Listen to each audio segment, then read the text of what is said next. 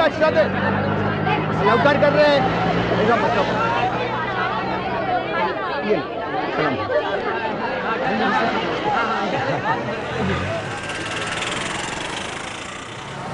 ای آقا وکیل چیه این موتور رو میخوای تعمیر کنی؟ حرف منو قبول کن پیاده برو زودتر میرسی 2 ساله که داری همین حرف رو میزنی بعدم تعمیرش میکنی حالا امروز هم درستش کن خیلی کار دارم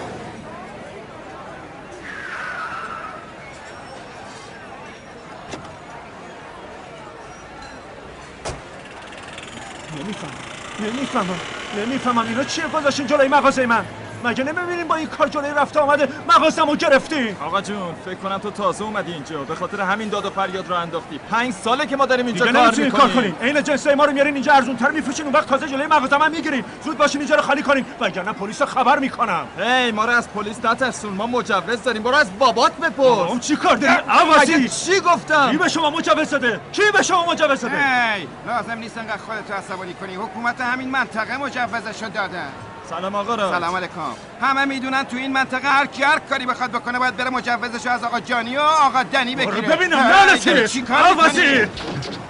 هر کی بهتون مجوز داده برین جلوی خونش این بساطو پنگ کن نه جلوی مغازه من حالا میرین یا به پلیس زنگ بزنم تو نمیدونی اونا کیه من چه میدونم این جانی یا دنی کدوم کاری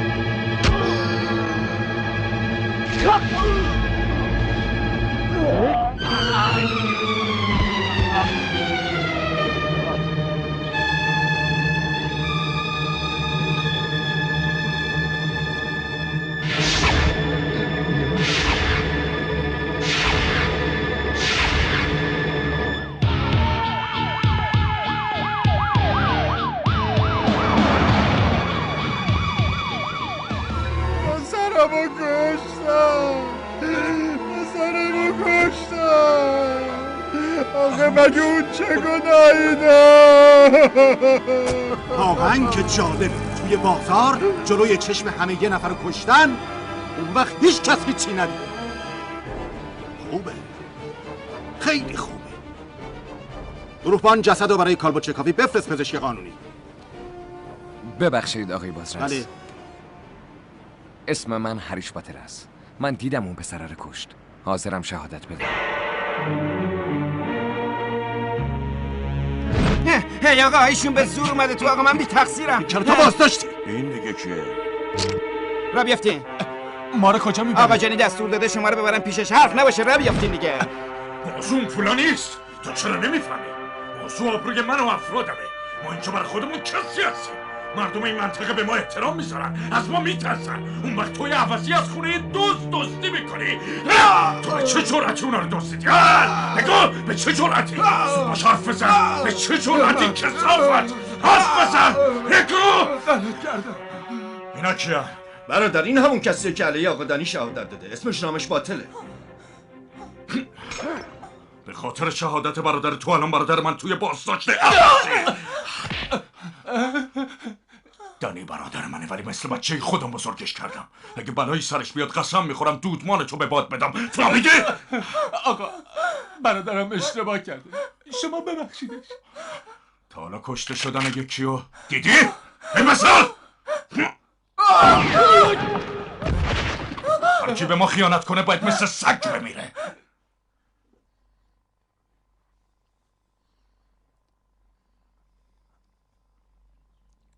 شما باید صبر داشته باشین پدر قاتل پسرتون رو حتما دستگیر میکنن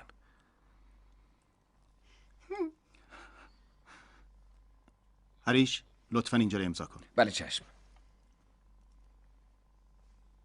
هریش تو اینجا چی کار میکنی؟ بیا بریم الان برمیگردم آقای بازرس چی شده؟ بیا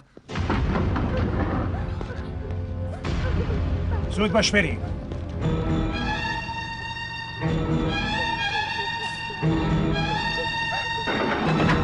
دادگاه حکمشو داده دیگه هیچ کس نمیتونه نجاتش بده. آقای بازرس، برادرم که هنوز چیزی رو امضا نکرده. درسته، ولی الان امضا میکنه. چطور مگه؟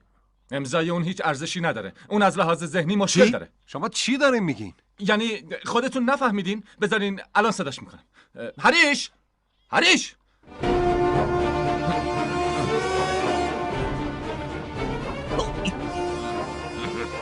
قربان بذارین من ازش بپرسم. هریش، مگه تو امروز توی بازار ندیدی مکشگر والا کشتن؟ چرا دیدم؟ آفرین پسر. خب حالا که اینطوره با آقای بازرس بگو کی اونو کشت. تو کشتش. چی؟ یعنی تو اونو نکشتی؟ پس کی بود؟ من که سر در نمیارم اینجا چه خبره. خودتون ازش بپرسین. باشه. ولی تو کتبن یه چیز دیگه گفت. یادم اومد این کشتش. نگاه کنید اسلحه هم داره. با همون کشتش. خودم دیدم. بگیرینش. زود باشی بگیرینش. این قاتل دستگیرش کنید. اگه تو دیوونه شدی. منم دارم همینو میگم. برادر من دیوونه است. اون وقت تو بر اساس حرفای یه دیوونه آقا دنی رو بازداشت کردی. این کار غیر قانونی آقای بازرس. زود باش آقا دنی رو آزادش کن ببریم، چون دفعه اول بود بخشیدیمت، وگرنه دفعه بعد دیگه اینجوری نیست. آقای بازرس به چی داری فکر می‌کنی؟ قربونت برم ولش کن بریم دیگه. ببین آقا دنی چقدر مظلوم نشسته. حالا تازه همه چی رو فهمیدم. گروهبان، میدونین حالا میفهمم که بی خود اومدم اینجا آقای رامچرم. جسد پسرم رو تو خونه ول کردم اومدم اینجا به این امید که قاتلش رو دستگیر کنم. شاید حداقل اینطوری روحش به آرامش برسه. صبر داشته باش. آخه این چه قانونیه؟ هیچ فایده ای نداره. همیشه همینطور بوده. تقصیر خودمونم هست پدر جون. ما مردم همیشه در مقابل مشکلات جا میزنیم. به خاطر همینم هست که نمیتونیم روی پای خودمون وایسیم. ولی بالاخره یکی پیدا میشه که جلوی اینا سرش خم نکنه و بتونه جانی رو به زانو در.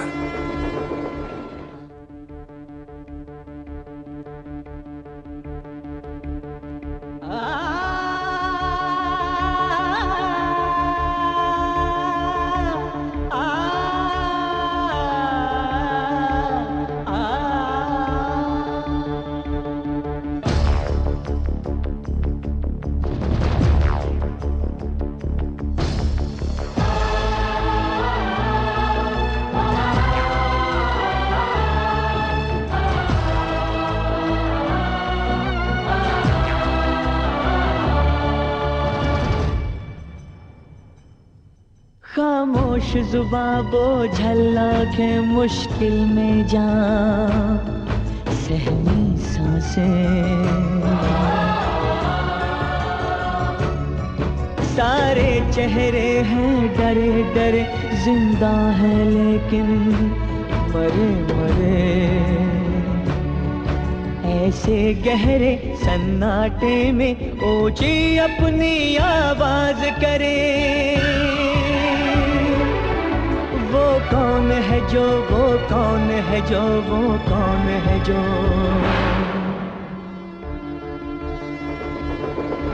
आवाज करे आवाज करे आगाज आगाज ایران فیلم تقدیم می‌کند. توجه کنید تا چند دقیقه دیگه قطار بمبئی حرکت میکنه. خدای من نگاه کن اینجا از پنجاب هم شلوغ‌تره. خیلی وحشتناکه. به هر حال مراقب آقا ماشین می‌خواید؟ حساب می‌دوزن. خیلی ببخشید خانم، من کیفتون رو بردم. خودتونم دنبال من بیاین. فقط عجله کنید زود باشین. تازه دارم کار باربری هم میکنم. بفرمایید. ساکتون رو میذارم اینجا. خیلی خوب سوار شین. خب کجا برم؟ شما کجا رفتین؟ داداش اونها اون عینکی از همه بهتره. کدوم اون؟ ولی اون که بیشتر شبیه هنرپیشه‌های سینما. زود باشی سوار شین. ما از پنجاب اومدیم میخوایم بریم محله آزاد نگه. باید بگم واقعا شانس آوردین که مستقیم اومدین سراغ راجنی. حالا ببینین چطوری میبرمتون. بفرمایید بالا. ماشین راجنی تو خوری نبود داره نبود داره خیلی ببخشید آقا تاکسی شما خیلی قشنگه ولی چرا اینقدر عکسای راجنیکانتو زدین بالای سرتون؟ هی هر چی دلتون میخواد بگین خانم، ولی در مورد راجنی هیچی نگین. من این تاکسی رو به اسم راجنی خریدم، الان 2 ساله که کار میکنه و هیچ مشکلی هم پیدا نکرده. آره راستی؟ خب 2 سال پیش چیکار میکردیم؟ خب ما هم یه دورانی واسه خودمون داشتیم. اون موقع راجنی تو فیلم ها بازی میکرد، ما هم به خاطر اون همش تو سینما بودیم. بعدش هم که رفت تو سیاست و نماینده مجلس شد، ولی ما عشق و علاقه خودمون رو حفظ کردیم. با اینکه اون وارد دنیای سیاست شده، ولی ما هنوز طرفدارشیم. ببینم تاکسیمتر تو برای چی پوشوندی؟ خب معلومه داداش، برای اینکه قیمت بنزین خیلی گرون شده. اون وقت شما انتظار داریم ما کرایه‌مون رو بر اساس تاکسیمتر بگیریم. آره این که درست نیست. به میگن کلاهبرداری. چی؟ شما به من میگین کلاهبردار آبجی؟ یعنی من دزدم؟ بذار بهتون بگم نرخ تاکسی من فیکسه، نرخش هم 56 تا. اگه میخواین برم، اگه نمیخواین همینجا پیاده شیم. خیلی خب برو بابا. دمت گرم، معلوم آقای فهمیده ای هستی، عین خودم. زود باشین بابا، عجله کنین، یه خورده بجنبین. چقدر میخواین طولش بدین آخه؟ تو اصلا معلومه چیکار داری میکنی؟ درست بذاری. الو، بهل رشننده هستم. بله چی؟ اشتباه گرفته آقای محترم، یاد میداد دیگه خسته شدم. اینجا رو نگاه کن، 7 دوست جمع شدن دور هم. به ببینم چیکار داری میکنی. ارمیلا خانم، این دسرای جور و جور چیه؟ رینا این شیرینیه یا سگ؟ تو چی کار داری میکنی؟ چرا اینقدر گنده گنده درست میکنی؟ اگه تو سر یه مادر مرده بخوره یه راست میره تو کما. خانم ریا، شما که دارین غذا درست میکنین حداقل یه خورده دقت کنین. از دست شما دیگه دیوونه شدم. دفعه آخرتون باشه. آقای نندا. اینم دیگه پیداش. هی آقای نندا. عزیز من آخه چرا داد میزنی؟ قربونت برم. بفرما، اینم پولی که خواسته بودیش. چی شده خانم نازنازی؟ چرا روت از من برمیگردونی؟ آخه مشکل چیه؟ تو که میدونی چقدر دوست دارم. خودت لوس نکن. من میخوام بدونم برای چی هر یکی 2 ماه یه نفر از دهتون پا میشه میاد اینجا. مگه اینجا مسافرخونه است آقای محترم؟ بابا با اومدن اون 3-4 نفر که خونه آدم مسافرخونه نمیشه عزیز دلم. به خاطر همین مردم هم میدونن اینجا توی بمبئی 2 تا در به روشون بازه. یکی هتل پنجابه، یکی هم خونه برراجننداست که خونش هم مثل قلبش بزرگه. عزیزم مثل که اومدن. خدا میدونه چقدر از دیدنتون خوشحالم. آدرس که درسته. صاحب آدرس هم درسته. بسرم از ده بهم تلفن زدن. ای سجلی، سلام شما. بسرم زنده باشی. بگو ببینم سفرتون که خوب بود؟ عالی بود. چطور خاله؟ اینم رستم. زنده باشی دخترم، ماشاءالله چقدر بزرگ شد. ای سجلی، پس کجایی؟ بیا مسئله اینا رو بگیر دیگه. اومدم آقا، اومدم. این که کپی اون افشه معروف راجنیکانته. کرایه من فیکسه. کرایه اینا میشه 11 روپیه و 66 آنه. عمو جون دروغ میگی، از ایستگاه تا اینجا درست 6 روپیه میشه. هی کرایه من بر اساس تاکسیمتر نیست، بر اساس لیترای بنزینی که مصرف میشه. سجلی تاکسیمترشو نگاه کن ببین چقدر شده. نگاه کن، ما اینیم دیگه. عمو جون این اصلا تاکسیمتر نداره.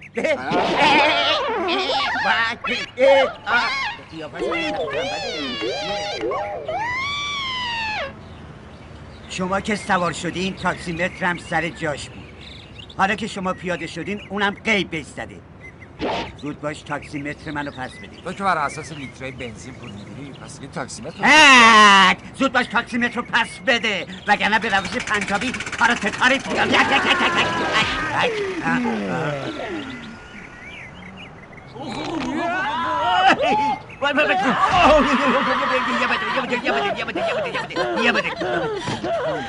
خیلی خوب.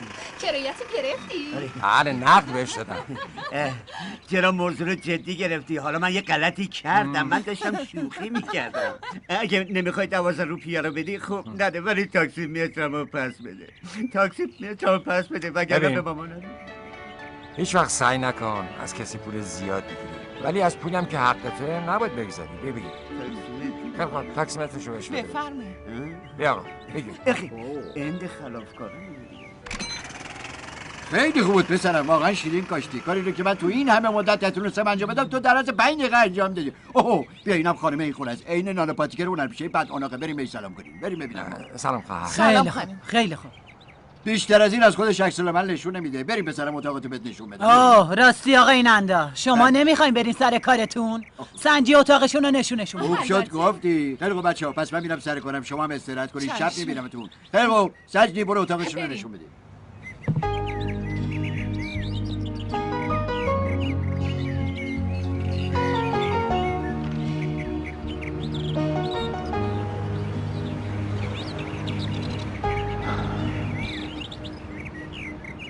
داداش ما اومدیم جای زندگی جدید شروع کنیم و زندگی جدیدم با گریه کردن شروع نمیشه. بیا ببریم، میخوام شهر رو بهت نشون بدم. بیا. آره داداش خیلی دوست دارم شهر رو ببینم. میگن تو شهر زمان خیلی زود میگذره. We are the future, the next generation. We are the hottest, the latest sensation. No Monday, no Sunday. Every day's fun day.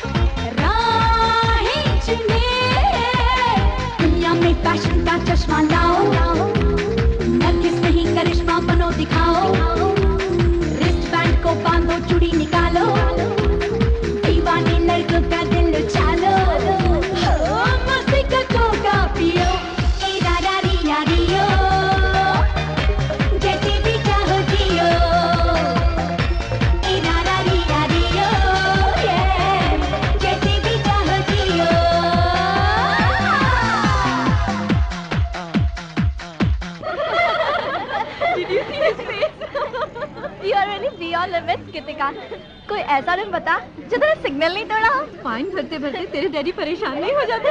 Deepika का डैड बनना कोई मजाक नहीं है। خدای من میبینی تاکسی مترو بزنم دیگه 12 روپیه خبری نیست. تاکسی مترو نزنم کتک میخورم. آخه چیکار کنم؟ بی پدر مادریم بد دردیه. اون پسر همچی کتکم زد که از سر داشتم سکته میکردم. بذار این دفعه ببینم همچی میزنم تو فکش که بچسبه به پیشونیش. حالا که اون نیست منم هی خالی میبندم. اشکالی که نداره. تاکسیت خالیه؟ معلومه که خالیه. مگه تو پر میبینی؟ ها؟ اخ ماما نه نه تو همچی منو زدی که من فوراً تاکسی مترو نصب کردم. نگاه کن. خیلی خوب بیا سوارش برو. نه نه تو برو تو برو. یعنی چی؟ نه نه تو برو. مترش هم کار میکنه. خواهش میکنم بنزینش هم خودت بزن. छोटू बिल ले आ। छोटू पास पास। छोटू जल्दी अपने हाई बढ़ा। कितना हुआ? बाइक किसी लम्बू के साथ भाग जाएगी। Stop dragging him यार। छोटू तू अपनी हाइट बढ़ा वरना ये लड़कियां तुझे छोड़ेंगी नहीं। ये लड़कियों। Hey, what are you doing? Give me my bag. جونتو نمیتونم اینقدر اصرار نکن. راستش میترسم باز کشیده آبدار بخوابونی پیشش.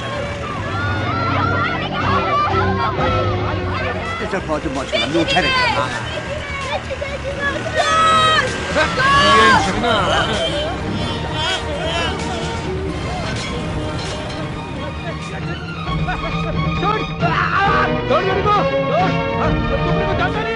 چی کار میکنه؟ منو خیس شدم. این میمونا بذاره شو درخت برای اون نارگیر بکنه. دزد بی سر پا.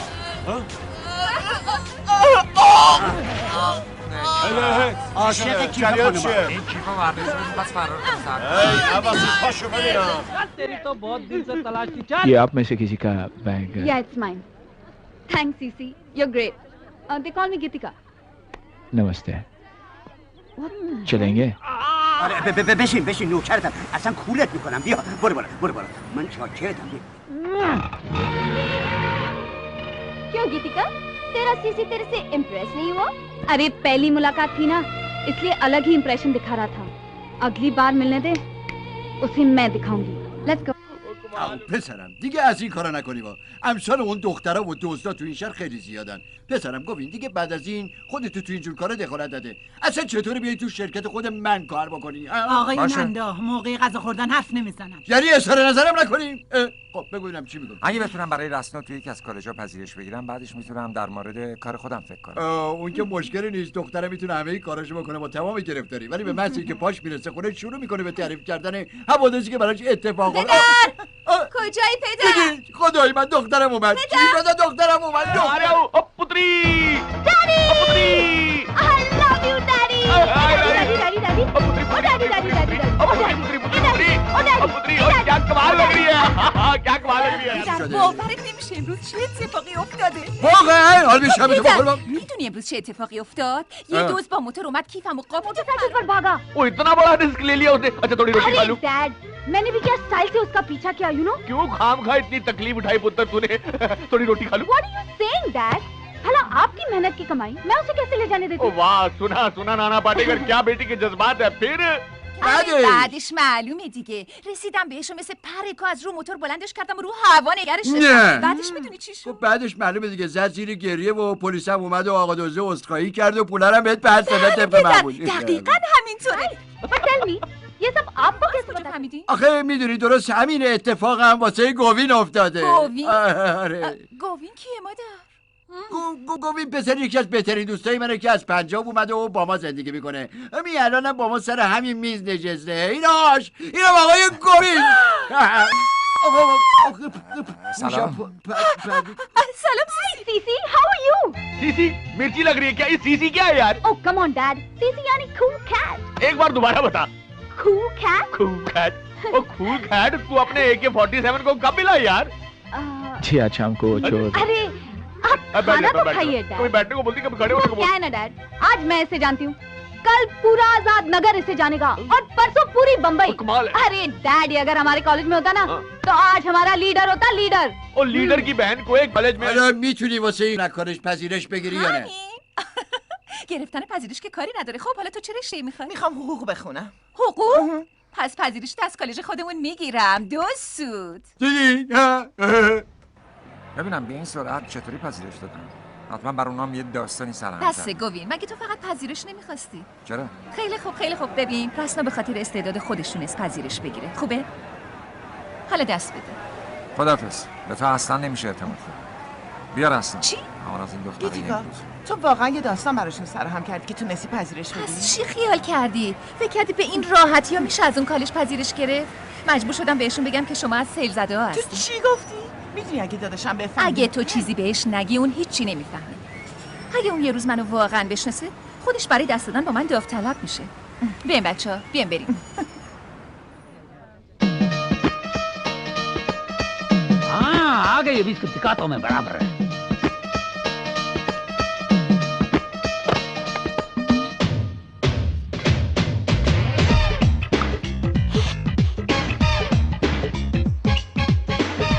चलो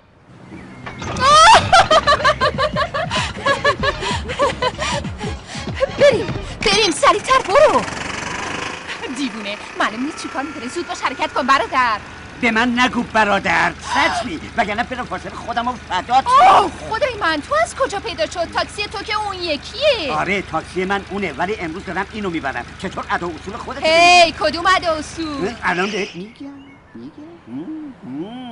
اول میای تو تاکسی من جلوی چشای من آرایش میکنی دلمو میلرزونی و تا میخوام ماشین رو روشن کنم میدوی میری توی ماشین دیگه. هی خودت تنها دیدی زبون درآوردی؟ یادت رفته آقا گوی یک کشیده بهت سر 2 ساعت سرت داشت گیج میرفت. اگه الان بهش بگم این حرفا رو به من زدی حداقل 6 تا کشیده بهت میزنی که 6 دور خودت چی داری میگی خانم؟ 6 دور که سهله. من حاضرم تمام هندوستان رو دورت بچرخم. برای رسیدن به تو خیلی دلم بیقراره. نه خیلی نمیشه. تو اهل مدرسه هستی نمیتونی دل یه پنجابی رو به دست بیاری. چی داره میگی؟ به جان راجمی اگه یه اشاره بکنی همه مدرسه رو میریزم تو پنجاب. رفتو زنده باد رجنی.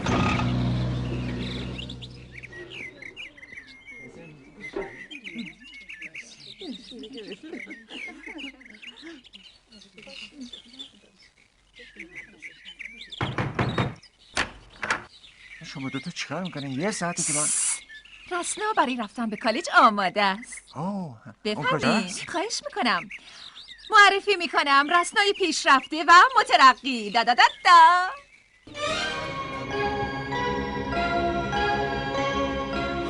نمیفهمم این کارا برای چیه؟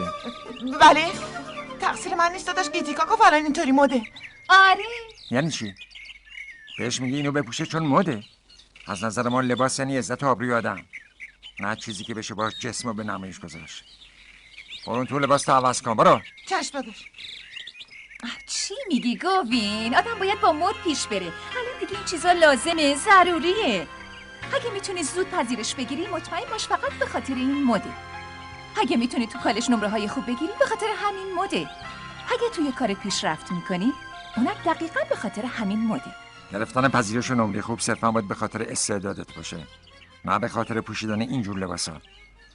بین مد و بی‌حیایی باید یه فاصله وجود داشته باشه.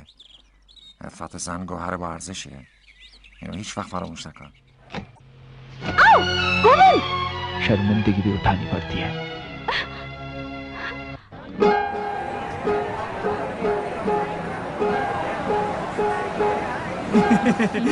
این عروسک رو بخر تو که عادت داشتی توی بچگیت با عروسک بازی کنی. بردار دیگه.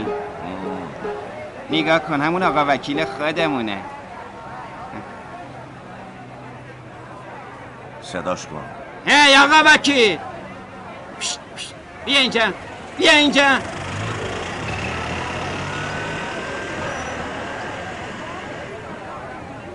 خواهر تو یه کاری بکن.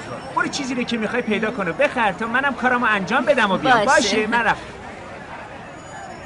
خب بچه خیلی دوست داری شهادت بدی؟ آره بیا دخترم. برادرت کجا رفت؟ رفتارشو انجام بده.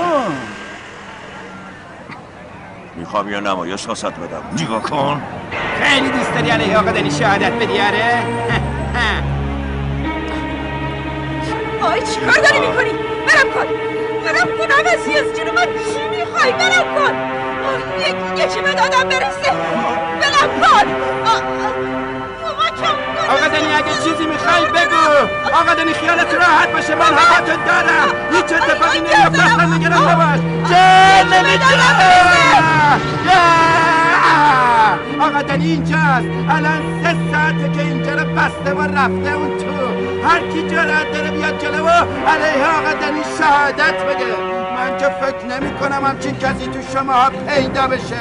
آخه این کار جربازه میخواد. آهای آقا وکیل دیگه نمیخوای شهادت بدی؟ دلتو موش خورده؟ آره همه تون میترسی. درسته اونا دارن فیلم بازی میکنن، دارن فیلم برداری میکنن. هیچ کس نمیتونه. آی بابا چپ کنی. کجا میری؟ اون تو دارن فیلم برداری میکنن. چیه نکنی؟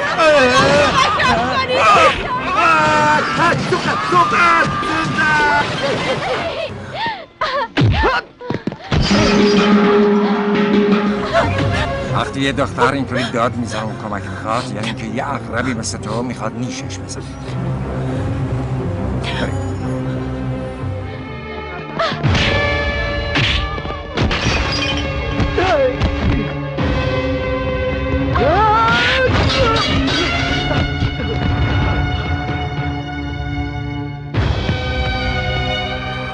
برین کنار برین کنار. چطوری ازتون تشکر کنم؟ جدید چی شده؟ این کثافت آشغال مزاحم من شده بود. این آقا آبروی منو نجات خیلی خوب، زود باش بیا بریم. داداش تو باید از ایشون تشکر کنی. الان وقتی این حرفا نیست. به علاوه من از اینجور آدما خوشم نمیاد. داداش ایشون مرد شریفیان.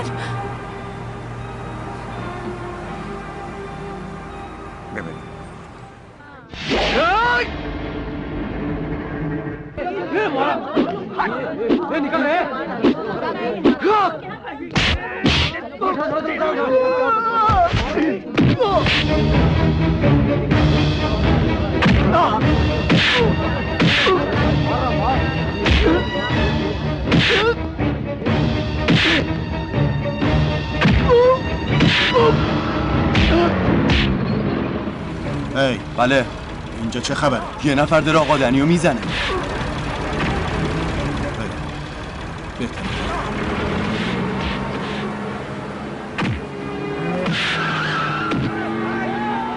حساب این اشکاله برسین تا بفهمه با کی طرفه.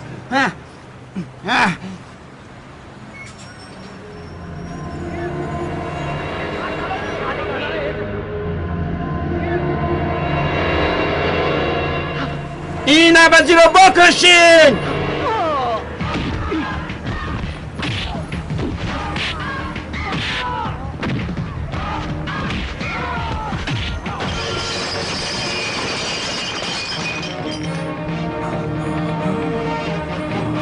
دفعه دیگه مزاحم کسی بشی میکشم.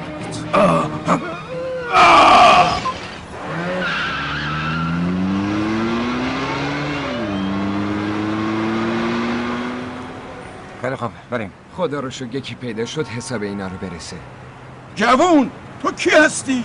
پلیس جدید این منطقه گردن کلفتی کی هستی؟ کی به تو گفته بود وارد مغازه من بشی و درد سر درست کنی؟ میدونی چی به روز مغازه اومده؟ اصلا میدونی کیو زدی؟ اون برادر کوچیکه جانی بود. و حالا قبل از اینکه جانی این برا پیداش بشه زود از اینجا اصلا تو از کجا اومدی؟ کی به تو اجازه داده تو محله ما دعوا را بندازی؟ میدونی کار خیلی اشتباهی کردی که دنی رو زدی؟ تاوانشو پس میدی. حالا فوراً از اینجا برو. به کار اشتباه نگفتم. از اشتباهم بدتر. همین الان وسایلتون رو بردارین از اینجا برید. برای گردن کلفتی و لاتبازی تو بمبئی جای خیلی زیادی وجود داره. من لاتبازی در نیاوردم. فقط جلوی کسی که داشت گردن کلفتی می‌کرد گرفتم. اینجا پنجاب نیست که بخوای هر کاری دلت بخواد بکنی بعدش هم موضوع تموم بشه بره. اینجا اگه بخوای از این کارو بکنی کلاهت پس معرکه است. اینجا بمبئیه. اینجا هر کسی قبل از هر کاری اول فکر میکنه بعد اون کارو انجام میده. و الا باید از عاقبتش بترسه. برای چی من باید بترسم؟ کسی که کار اشتباه میکنه باید بترسه. من حوصله جربت ندارم. فقط نمیخوام کسی از این گردن کلفتی‌ها بکنه و تو خونه من بمونه. یه لحظه صبر کن گوی. اوه بس پدر. اگه این بلا سر من میومد شما بازم همین حرفا رو میزدین؟ تو خفه شو. من میدونم چی دارم میگم. تو خودت خفه شو. برای اولین بار یه آدم درست حسابی از دهت اومده اون وقت تو میخوای اونو از خونه بیرونش کنی. راست میگم برادر گوین هیچ کار اشتباهی انجام نداده. چرا میخوان از اینجا بیرونش کنی؟ عزیزان گوش کن. تو هیچ جا نمیری. میخوام ببینم کی جرأت داره تو رو از این خونه بیرون کنه.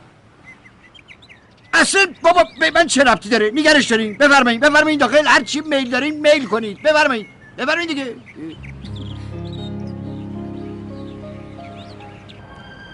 خواهش میکنم فراموش کن. نباید از حرفای پدرم ناراحت بشی. اون مثل هوا هر لحظه اخلاقش عوض میشه. نه من از دست اون ناراحت نیستم. اگه صدای فریاد اون دختره رو شنیده بود الان هم چه حرفی نمیزد. اما چیزی که برای من عجیبه اینه که اونایی که صداشو شنیدن برای چی عکس عملی از خودشون نشون ندادن؟ اونا برای حل گرفتاریای خودشون فرصت ندارن. چه برسه به حل گرفتاریای دیگران. خیلی خوب اونا ساکت نشستن و چیزی نگفتن. باشه اشکالی نداره. ولی چرا دیگه به من بد و بیرا گفتن؟ این حرفا نزن گوی. اگه 40 نفر بهت بد و بیرا گفتن 4 نفرم کارتو تحسین کردن. اون قدری طول نمیکشه که 4 نفر میشه 40 نفر. 40 نفر میشه 40,000 نفر. همه چی اینجوری عوض میشه. چی شده؟ هیچی. فکر کنم فهمیدی که من دختر زرنگیم. علاوه بر این میتونی دوست خوبی هم باشی. بزن. بزن قدش. دوستی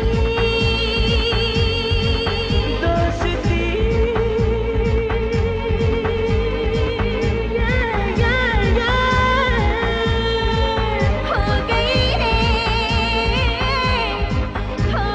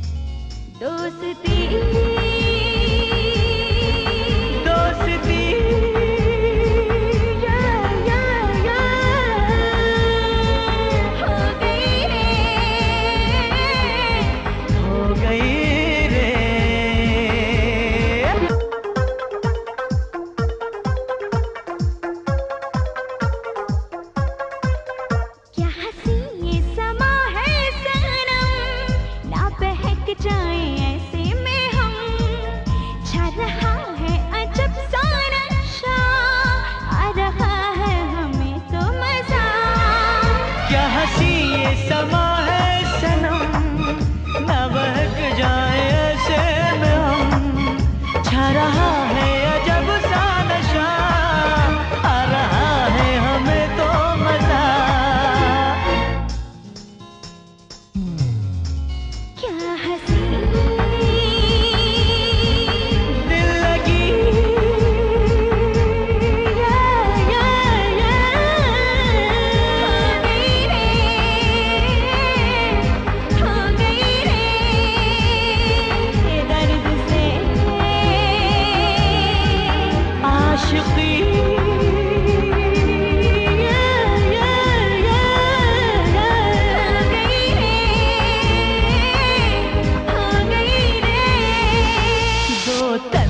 मिले तन्हाई मिटी, अब साथ हमें रहना। तो तन्हा मिले तन्हाई मिटी, अब साथ हमें रहना।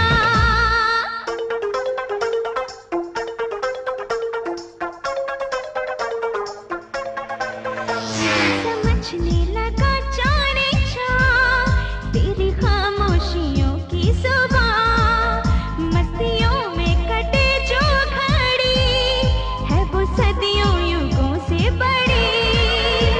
समझने लगा जाने जा तेरी खामोशियों की जुबान, मस्तियों में कटे जो घड़ी है वो सदियों युगों से बड़ी।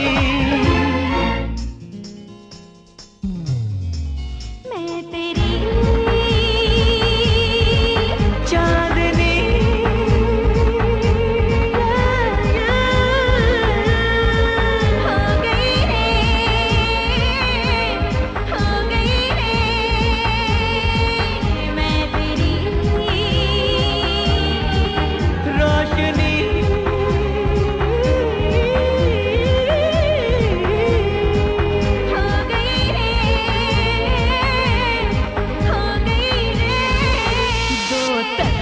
मिले तन्हाई मिटी, अब साथ हमें रहना।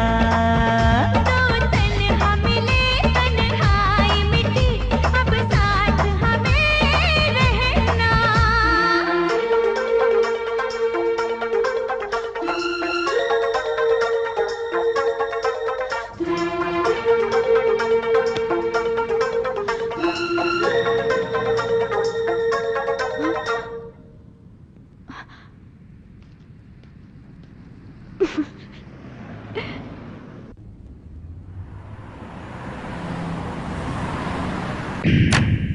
سلام قربان.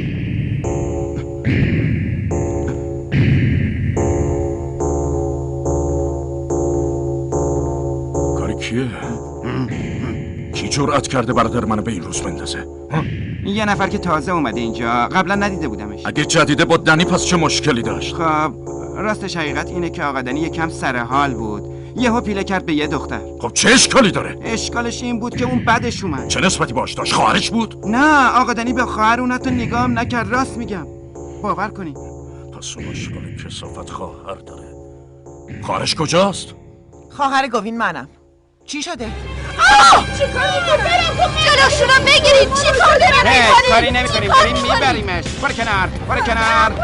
کنار، وایسا کنار. تو برو کنار. کنار، بیای. هر کی حرف بزنه با آقا جنی طرفا، برین کنار. راستا دارن کجا میبرنش؟ راستا! سریعتر.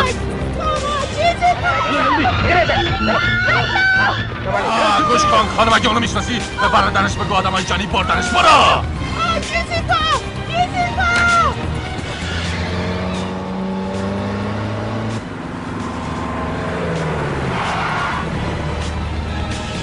گوین! گوین! گوین!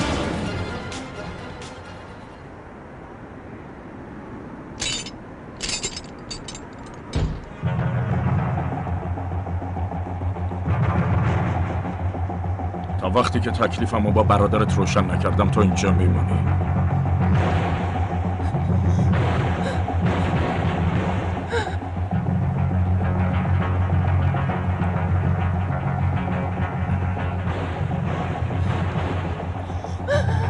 انگار امروز یه خون دیگه ریخته میشه.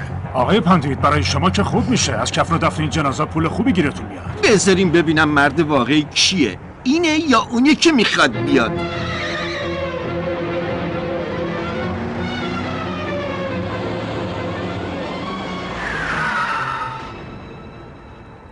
داداش پس برادرت اینه گاوین.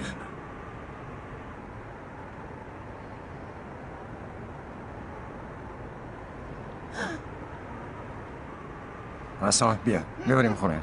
یه لحظه صبر کن. منو میشناسی؟ میدونی من کیم؟ نمیشناسی؟ من جانی خوش تیپم. خواهرتو من آوردمش اینجا. برای چی برادر؟ این چه رسم شرافتمندانه؟ تو برادر من دنی رو لتو پار کردی؟ شرافتمندانه بود؟ پس تو برادر بزرگترونی ها؟ آره. ببین برادر تو یه دختره رو به زور گرفته بوده میخواست بی‌آبروش کنه، به خاطر همین مجبور شدم جلوشو بگیرم. تو که برادر بزرگترونی باید بهش بفهمونی که این کار برخلاف انسانیته. تمام زنای هندوستان خواهرای منن. با این حساب تو محافظ تمام اونایی.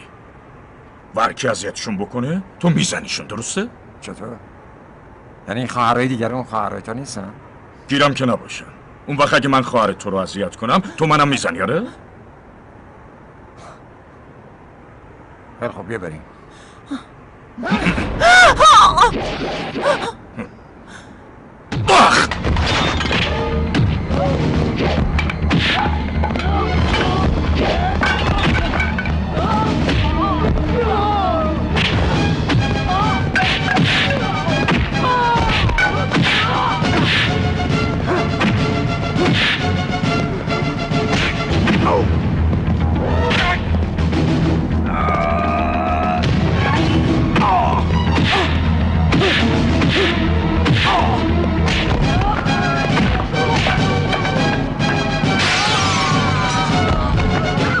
خیلی خوب را بیا بریم. اینقدر هم جیغ نزن.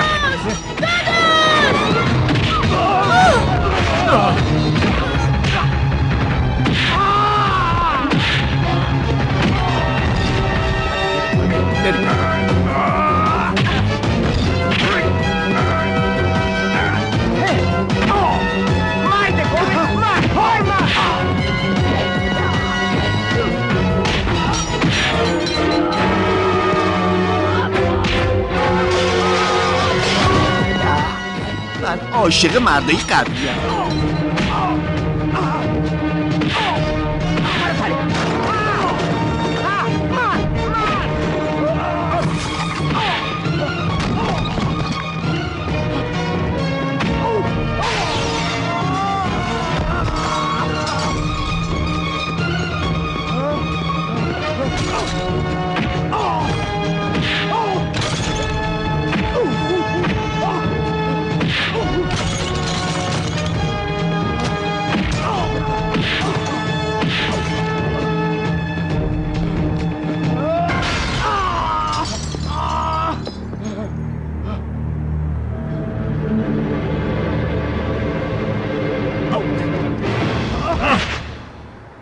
خوب شد.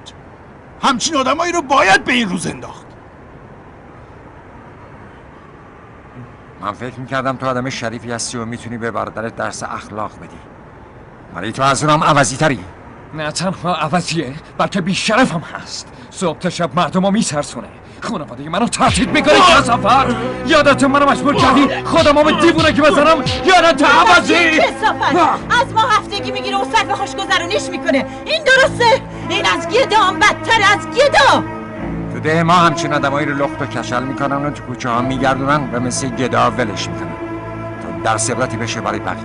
بابا این مردی که گداست. گدا من گدای کوچیکم، این عوضی گندم گدای بزرگه. این گدای عوضی لباس داره و ما لختیم. لخت بیاین این عوضی لختش کنیم. بیا لختش کنیم. پشم اینم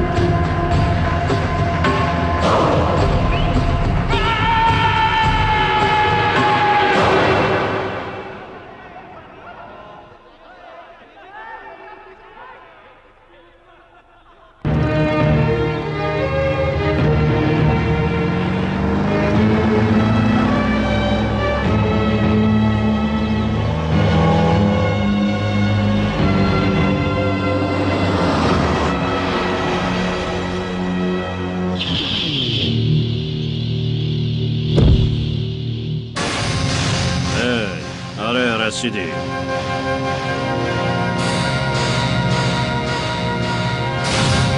هی جانی چه شده؟ شنیدم هیچی نمیخوره. این موردهای جزئی توی کار ما پیش میاد. جانی کجاست؟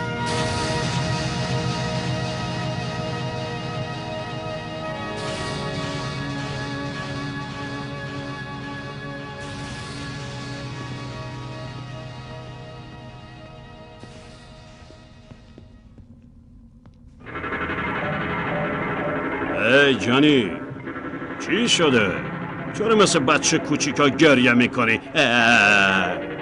حالا دیگه ما اومدیم، پس نگران نباش، همه چی درست میشه. بشین.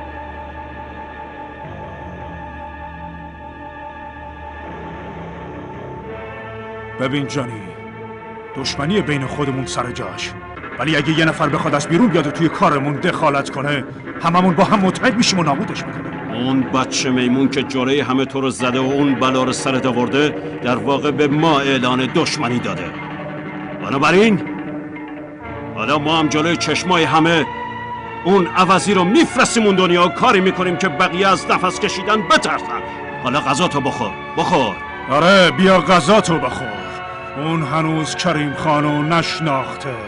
اون پس فطرتو کجا میشه پیدا کرد؟ مگه الان میخوایم بریم؟ پس چی؟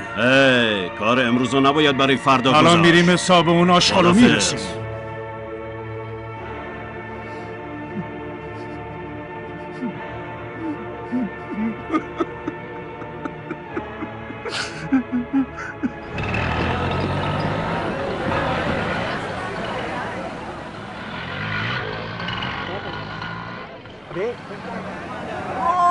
آقای قهرمان بفرمایین، هر چی که میخوایم بردارین، همه چی مال خودتونه. نه متشکرم، من هیچی نمیخوام. مثل اینکه آقای رامچران یه کاری با من داشته. بله بفرمایین، ایشون اونجا نشستن منتظر شما. ممنونم. بیا ببرد پیش آقای رامچران، اون از بزرگای این محل، اون هر چی بگه مردم قبولش دارن.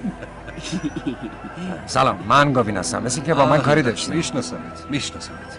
حالا دیگه اسم تو رو همه میدونن. بله. تو ما رو از دست جانی و آدماش نجات دادی. ببین اینایی که اینجا جمع شدن میخوان یه چیزی بهت بگم. حالا دیگه تو ناجی جدید مایی. به خاطر همین ما اهالی این بازار میخوایم اون مبلغی رو که هر هفته به جانی میدادیم بدیم به تو. ما مغازه‌دارام همین تصمیم رو گرفتیم. آره ماهایی که اینجا شرکت داریم هم میخوایم اون مبلغی رو که بهش میگن هفتگی یا مالیات بدیم به تو. دقیقاً، چون تو شایستگی همه اینا رو داری. چیه؟ ببینید شما دارین اشتباه میکنید. من ناجی کسی نیستم. اون مالیاتایی هم که میگین باید بدیم به دولت. فقط بهتره که سر موقع بپردازیم.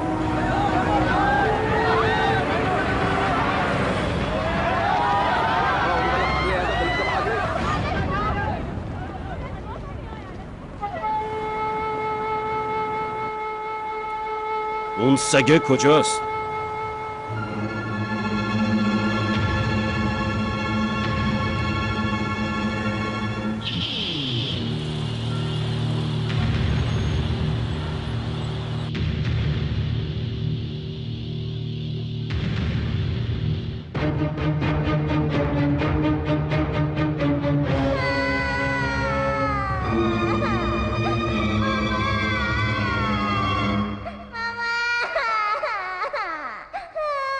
حسابی این عوضی رو برسین.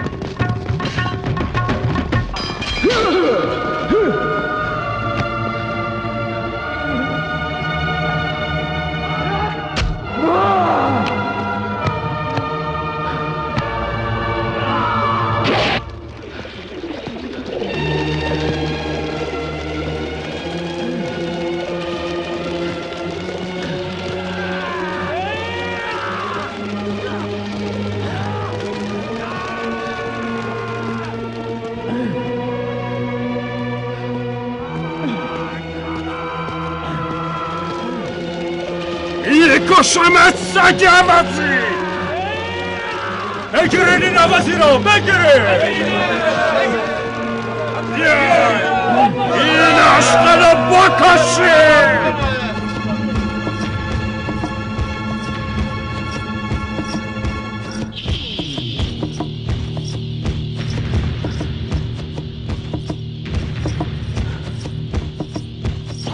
بیای این اشغال اینجاست، بیای.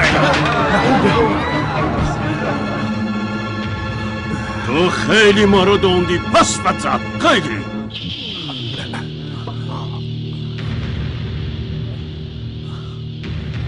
قبل از اینکه بتونی دوباره فرار کنی تیکه تیکه میکنیم. این عوضی رو بکشین، زود بکشینش.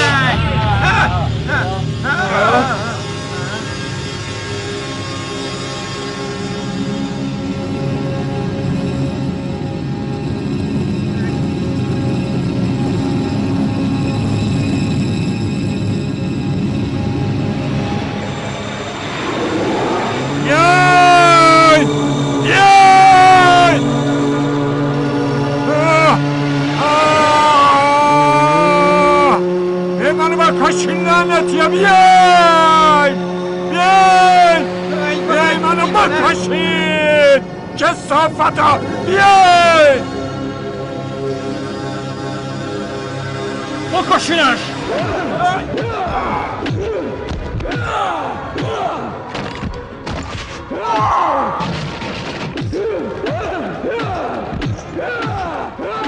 فرار کنی، فرار کنی.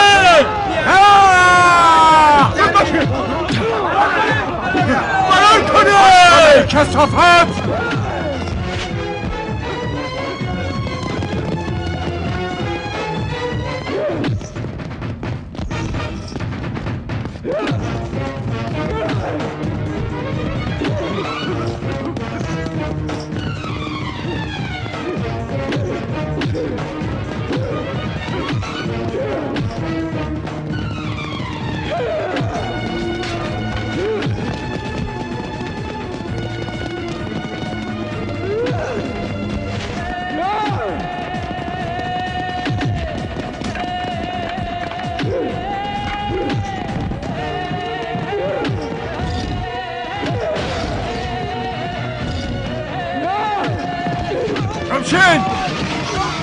همشین اشغاله کثافت نجا.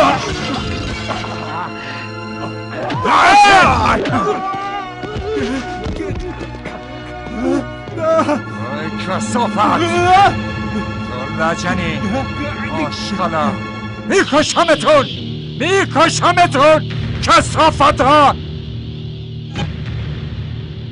کثافت های لعنتی، میکشمتون.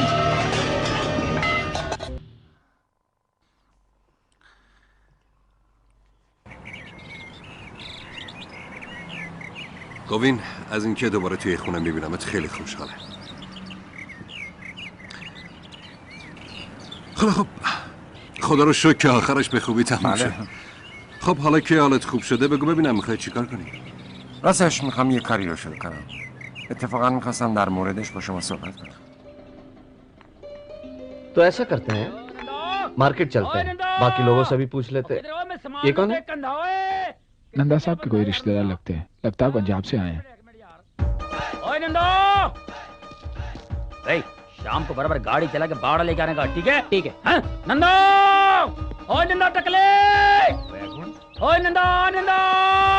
हाँ जी सत श्री अकाल जी. हाँ जी मैं बलराज नंदा. तुसी मैनू नहीं पछाणिया?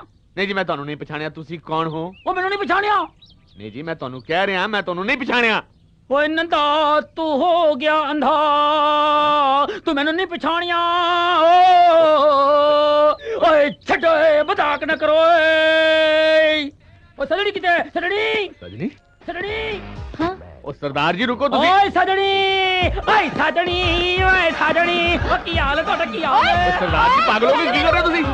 एक बेटी यार कमाल हो गया, कितनी बड़ी हो गई है, इन्नी सी थी यार, मैंने भूल गई. तुसी हो कौन? हो कौन है? ओ बैठ के टीवी देख रही है, बीवी नहीं बननी ਤੁਹਾਨੂੰ. चाचा जी कौन है ये? ओ मैं ਤੁਹਾਨੂੰ नहीं पछाणा. तुसी की कर रहे हो ਇੱਥੇ? यार ਗੱਲ ਨਾ ਕਰ यार, एक देवा फिर. मैं मुंडा बैठ के आया, ਜਲੰਧਰ ਤੋਂ ਆਟੋ ਚਲਾਉਂਦਾ ਚੰਗਾ ਮੁੰਡਾ ਹੈ ਸਜਣੀ ਦੀ ਗੱਲ ਕੀਤੀ ਸੀ ਮੈਂ ਤੁਹਾਨੂੰ ਕਿਹਾ ਨਾ ਮੈਂ ਤੁਹਾਨੂੰ ਨਹੀਂ ਪਛਾਣਿਆ ਤੁਸੀਂ ਹੋ ਕੌਣ ਯਾਰ ਨਹੀਂ ਪਛਾਣਿਆ ਐ ਵੀ ਨਹੀਂ ਪਛਾਣ ਰਹੀ ਹੈ ਤੁਸੀਂ ਵੀ ਨਹੀਂ ਪਛਾਣ ਰਹੇ ਹੋ ਹਾਏ ਰੱਬਾ ਨਹੀਂ ਉਹ ਲੱਗਦਾ ਦਿਲ ਮੇਰਿਆ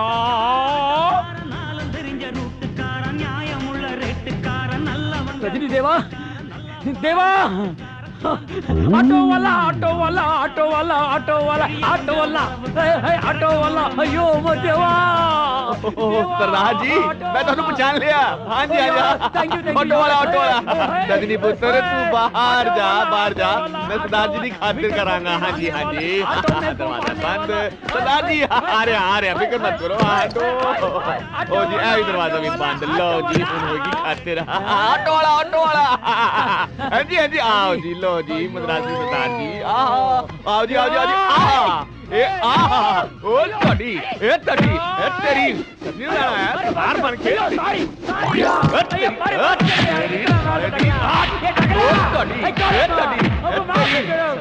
सरदार बन के क्या रे एक जगह मारता अम्मा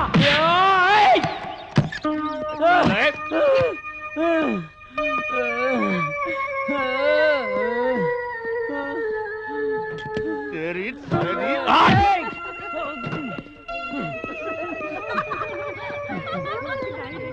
असली मालूम नहीं क्या हुआ रजनी अन्ना मुझे मालूम नहीं एक ही जगह मार तो मालूम कितना तकलीफ होता मैं कितना मेहनत करके मैं पकड़ के आया ये आदमी मारता मेरे को सजनी तू डरना नहीं मैं आएगा रजनी पीछे हट लोग भेष बदल कर आ रहे हैं हमारे घर में यहाँ क्या हो रहा है ओए तू चुप कर मैंने पता है थे क्यों हो रहा है ओए तू मरना नहीं चाचा जी मैंने छोड़ो तो गोविंद और तू हट जा सामने तो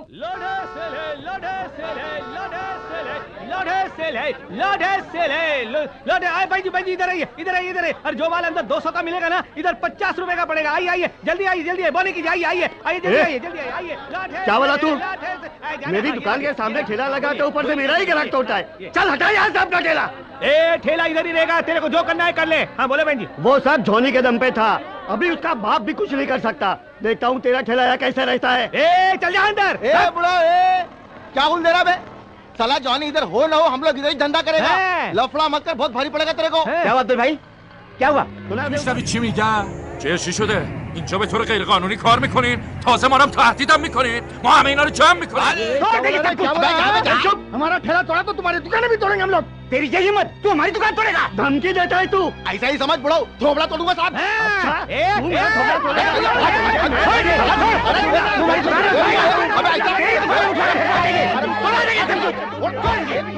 एक मिनट क्या कर रहे हैं आप लोग क्या कर रहे हैं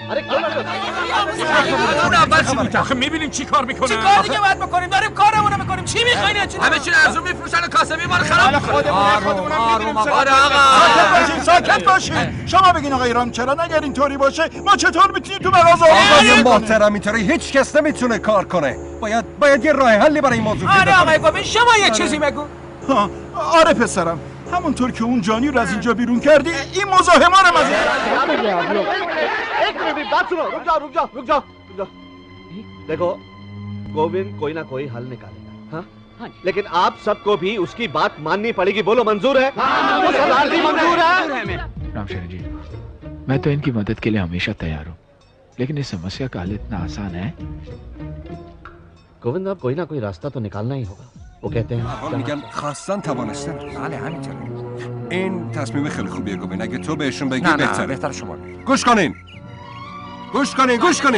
کنین ببینین ما برای مشکل شما یه راه حل پیدا کردیم به خاطر همین هم مغازه‌دارا و هم دکه‌دارا رو دعوت کردیم بیان اینجا ایشون آقای رگ ردی هستن یکی از سرمایه‌گذارای شرکت هریرا کار شرکت ایشون کمک به افراد نیازمند و حل مشکل اوناست وقتی این مشکل ما هم شنیدن راضی شدن که به ما یه کمکی بکنن الان قیمت اون زمین تو بازار 20 میلیون روپیه است که آقای ردی حاضر شدن اونجا رو به قیمت 10 میلیون روپیه به ما واگذار کنن که از اون 10 میلیون روپیه شما میتونین 5 میلیون روپیه وام بگیرین و 5 میلیون روپیه دیگه هم باید خودتون پرداخت کنین کجا این خوبیه گوش کنین اگه هر کدوم از شماها 50,000 روپیه بدین میشه 4 میلیون روپیه 1 میلیون روپیه باقی موندنم آقایون مغازه‌دار رو باید تقبل بکنن. خب قبوله یا نه؟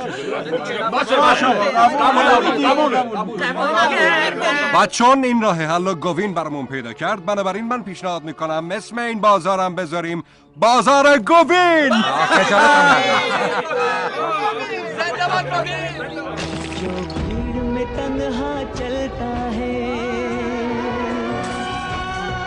सबसे आगे वो निकलता है जो कड़ी धूप में जलता है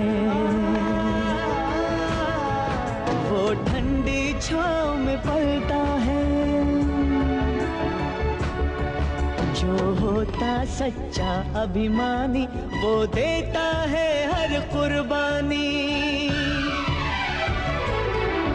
ये दुनिया उस पे नाज करे जो बढ़कर आगे आगाज करे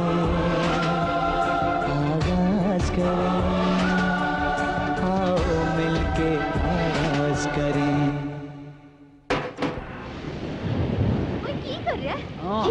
छड़ मैंने तो मिली है मेरे को कितने दिनों के बाद। गले लगे गर्मी बुझा दे आज। गर्मी बुझाओ, ठंडा पियो। साहब आ गया तेरा गर्मी बुझाने वाला। पैतकार यार नहीं है। उंगली मत कर मेरे को मोहब्बत के बीच में, नहीं तो दफना दूंगा तेरे को जू के बीच में। ओए तू मोहब्बत ही करता रहेगा या शादी भी करेगा? ना मैं हूँ निकम्मा ना तू है निकम्मी। शादी करके हम दोनों बनेंगे डैडी और मम्मी। ले कर ले गल। आटे दाल दा भाव पता है तेनू? डैडी बनेगा, खिलाएगा क्या? जा तेरा राशन वाला भी आ गया, 2-4 बोरी चक्के रख ले, बच्चे आधे कम आएगी। कम आएंगी साले को दुनिया से कम करता डाई यार डाई पैतकार है ना डाई सेंचन खिला कर मेरे बच्चे को खड़े खड़े बेमौत मार देगा। चल रहे चल हट साला। एक बात बता, तू मद्रासी मैं पंजाबी, किस तरह होगी शादी? मक्के की रोटी सांभर से खाएंगे, धर्मेंद्र हेमा के माफिक हम भी शादी बनाएंगे। और शादी की बात कौन करेगा? कल ही आऊंगा टकले से बात करने घर तेरे। टकला माना तो ठीक, नहीं तो बिन पैरे हम तेरे। जा तेरा नया रिश्तेदार आ गया, हुण वे की बेच रहा है? क्या बेच रहा रे? क्या बेच रहा रे? साला तेरे को बेचने के लिए यही ऑटो मिला रे? साला गन्ना बेच रहे तेरा रिश्तेदार। गन्ना ऑटो में डालने वाला गन्ना कौन रे? बदतमीजी, एक जमा में तो उतर जाएगा पैंट के नीचे। ये मेरी पैंट कमीज उतारेगा तू? चल मैं तेरी उतारता हूँ, चल चल।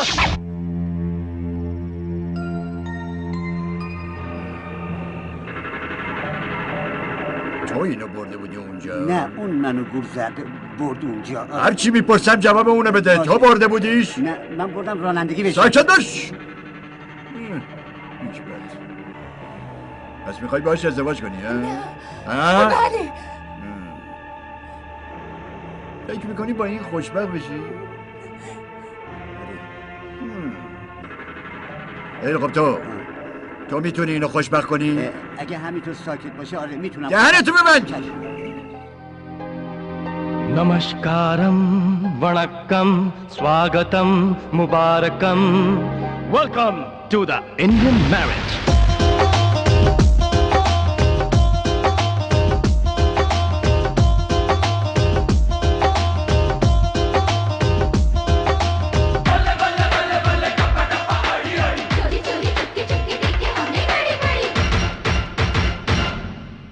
नौ लखा वाला हार पहना है चुरैले,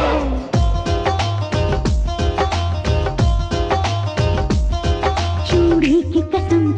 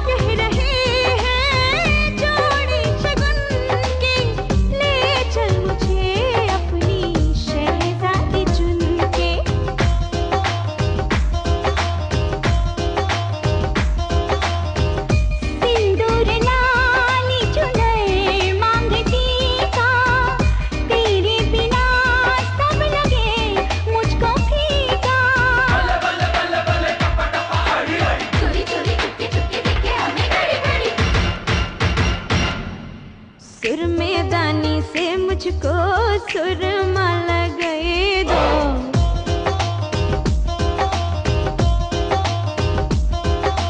नौ नौ लखा वाला हार पहना है चुराई लो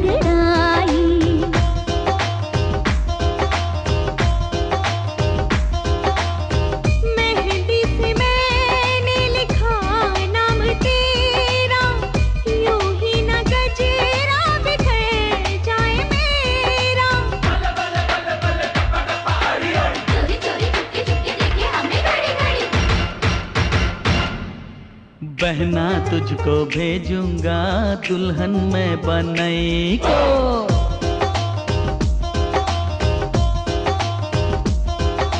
नौ नौ लखा वाला हार पहना है चुराई लो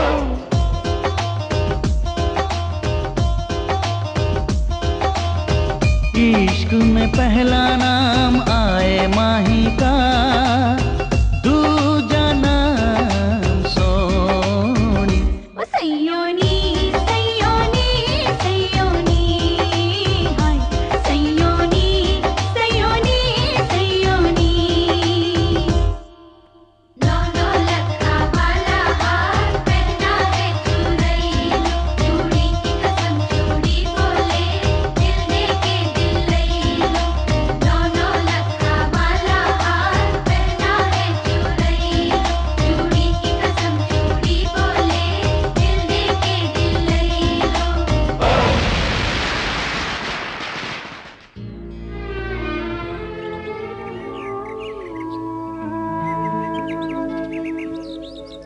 داداش سلام منم توی ده به همه برسون با این خاکستر گذشته خودمونم توی رودخونه بریز و بیا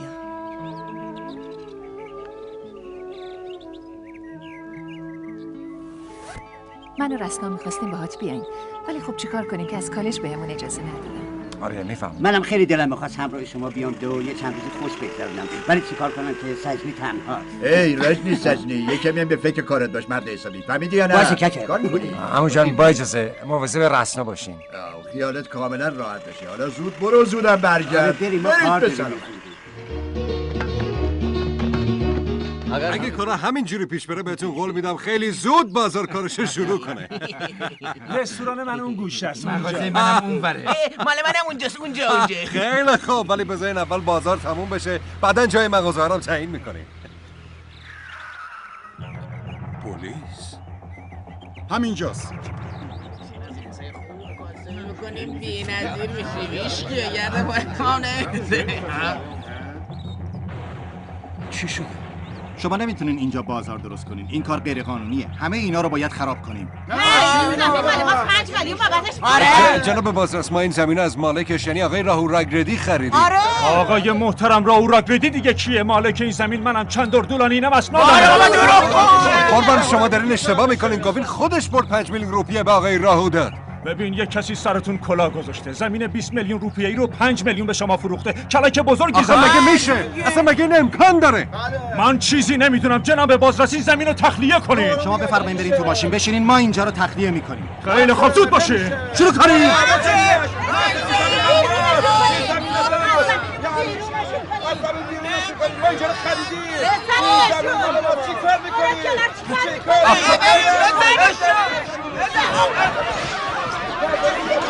این کار درست نیست. خراب کنید. کار درست نیست. همه چی رو خراب کنید. این کار برخلاف قانونه.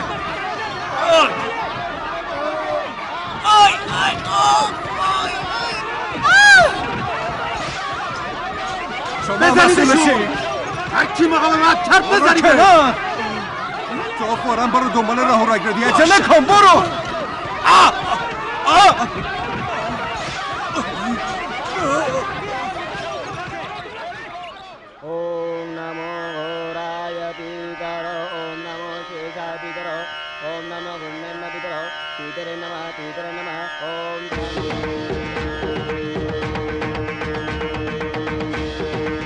آمین پسرم نمیدونی چی شده از شهر زنگ زده بودن خبر خیلی بدی دادن زود باش بیا خبر خیلی بدی دادن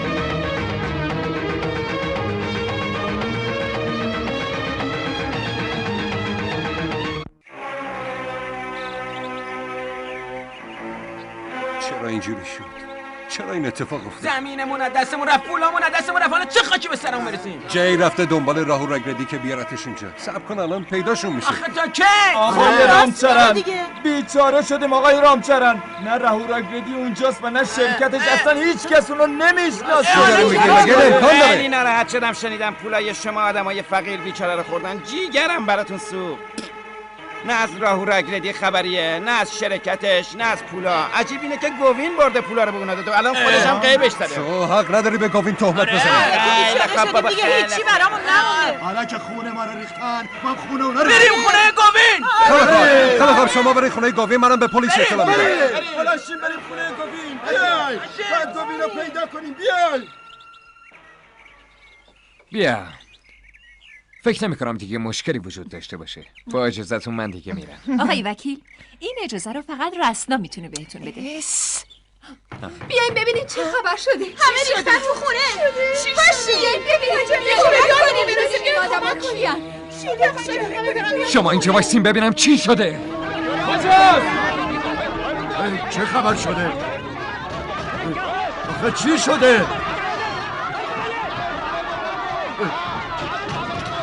چرا میزنی؟ منو چرا میزنی؟ نزنی! باید چی شده؟ آقا برو کنار. چرا همچین میگه؟ چی شده؟ چه خبره اینجا؟ مگه چی شده؟ همچین میگه انگار هیچی نمیدونه. کجای کاری آقا جون؟ 5 میلیون روپیه از ما گرفته زده به چاک. گوین نمیتونه پول کسی رو برداره فرار کنه. شما اشتباه میکنید. آقا رو حرف شما گوش نمیدن. هرچی پول داشتیم دادیم به اونم برداشته و فرار کرده. الانم میریم توی خونش همه چی داغون میکنیم. اگه گوین نیست خب خواهرش که هست. بریم دنبالش. بریم. باشی. برید تو. برید آقا. دخترم. برید آقا. برید آقا. چی کار میکنید؟ برید آقا. برید آقا.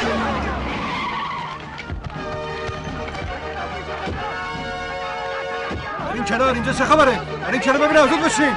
برین کنار. برین عقب. برین عقب. برین عقب باشین. عقب. بهتون اخطار میکنم. همه برین عقب. عقب. هی با شما برو عقب. برین عقب.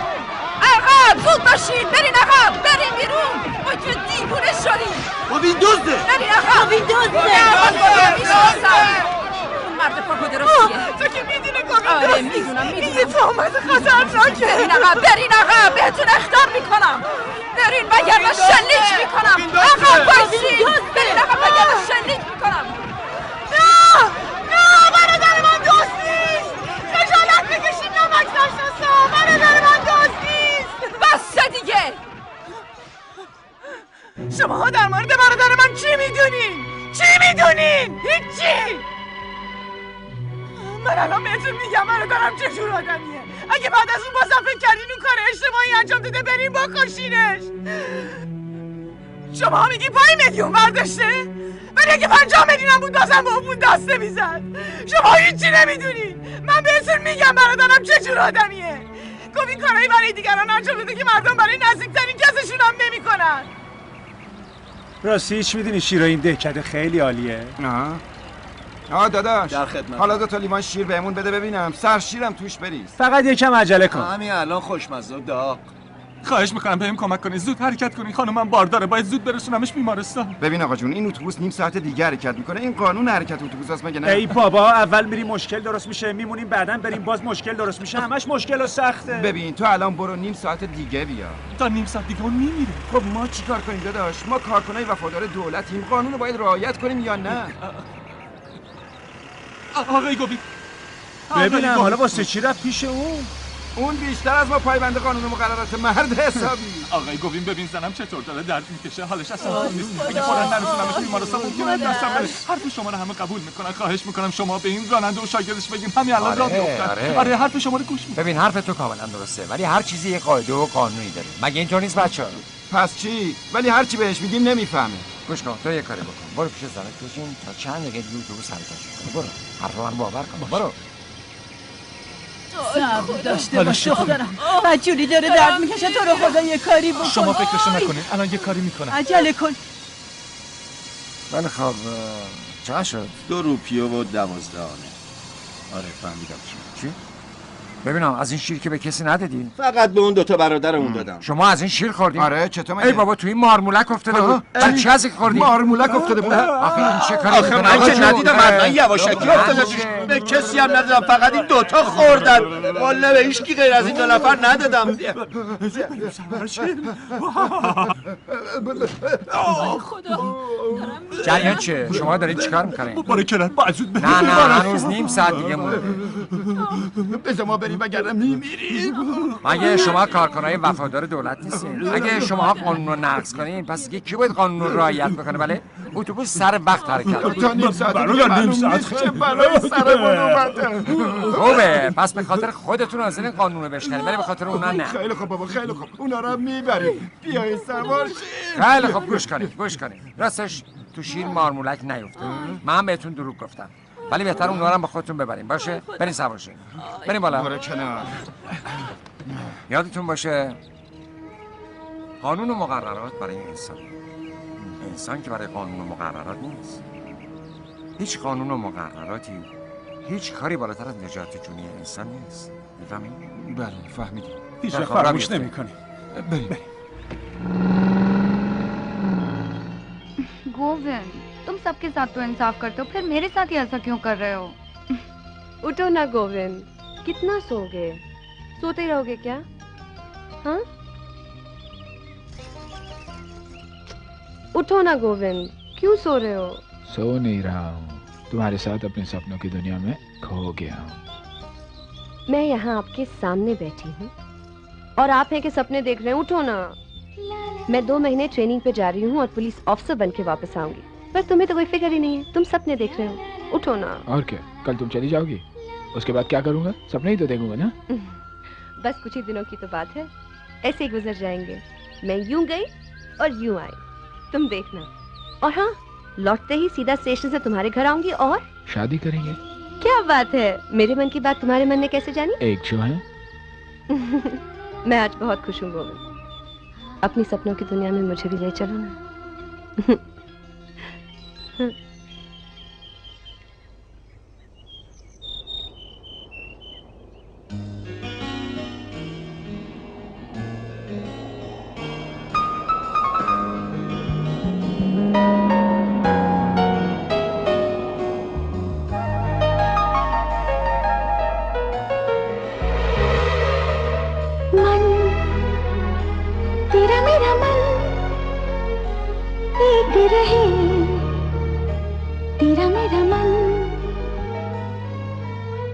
मोहब्बत का मतलब समझने लगा हूँ, मोहब्बत का मतलब समझने लगा हूँ, मोहब्बत का मतलब समझने लगा हूँ।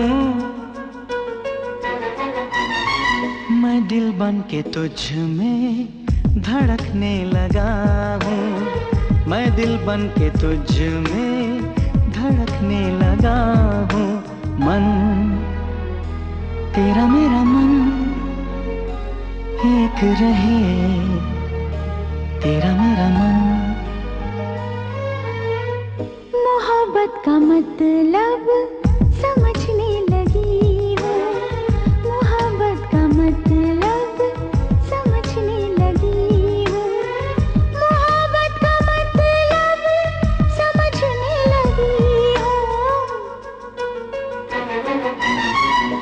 दिल बन के तुझ में धड़कने लगी हूँ, मैं दिल बन के तुझ में धड़कने लगी हूँ। मन तेरा मेरा मन एक रहे, तेरा मेरा मन।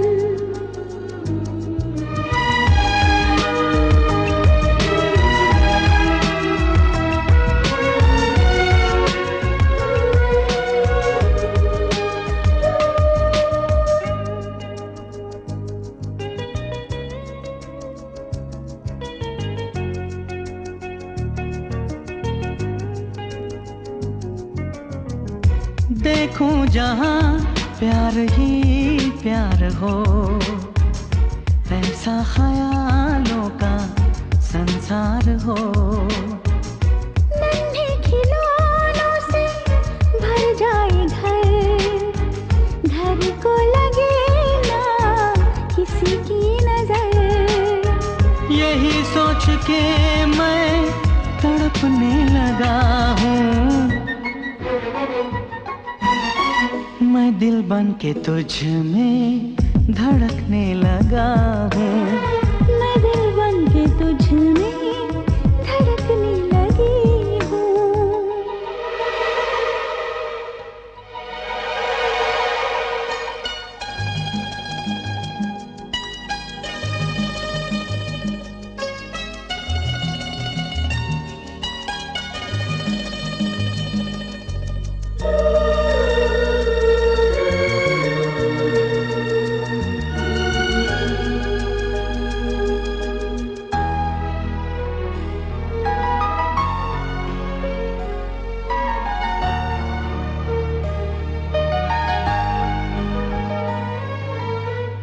वादी में गूंजेंगी शहनाइयाँ, मिट जाएंगी सारी तन्हाइयाँ।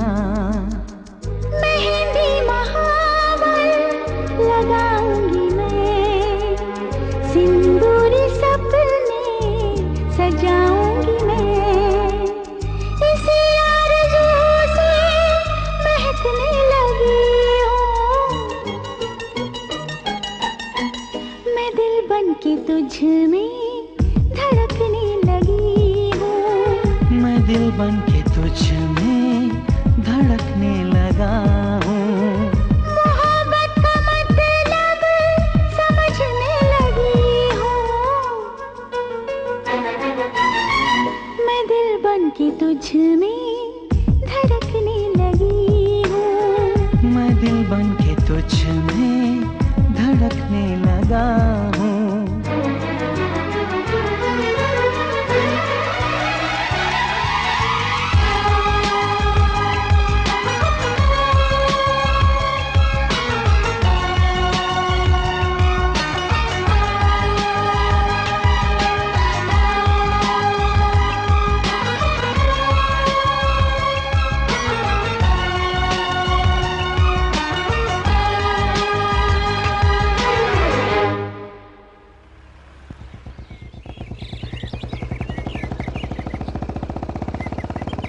هی گوین پسرم همه چی رو به راهه؟ شنیدین داری عروسی میکنی؟ اومدم آقای معلم کارت بدم، شما هم بیاین.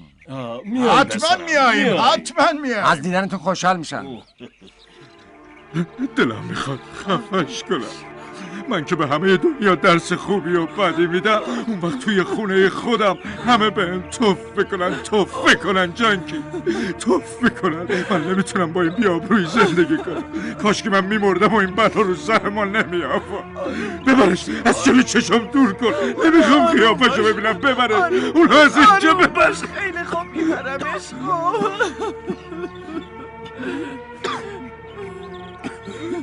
آقای معلم، آقای معلم، آقای معلم، آقای معلم، آقای معلم چی شده؟ دیگه چیزی برام نمونده، همه چی از دستم رفت. آبروم، احترامم، همه چی. آقای معلم، من از این بدبختی که گریبانمو گرفته نجات بده. آقای معلم چی شده؟ خواهش میکنم حقیقت بهم بگید. من هر کاری بتونم میکنم براتون. با دختر بوشیا ازدواج کنم، بذار اون بچه‌ای که توی شکمشه به اسم تو باشه. گوبین معلم هیچ میدونین؟ من التماس میکنم. هیچ میدونین چی داری میگی؟ الان آبروی ست من تو دستای توی پسرم. آقای معلم گوبین منو نجات بده، آبرومو بخر، وگرنه مطمئن باش میمیرم. کاش میمردم و این روزو نمیدیدم. خیلی خوب باشه، شما استراحت کنید. فعلا استراحت کنید.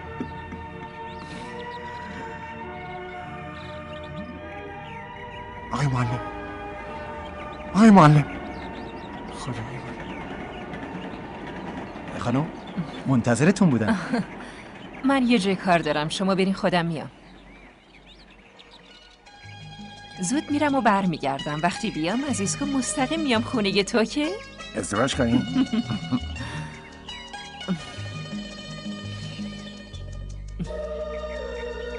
آقای گووین نارایی، مثل این که امروز باید دستگیرت کنم. دارم میام دنبالت.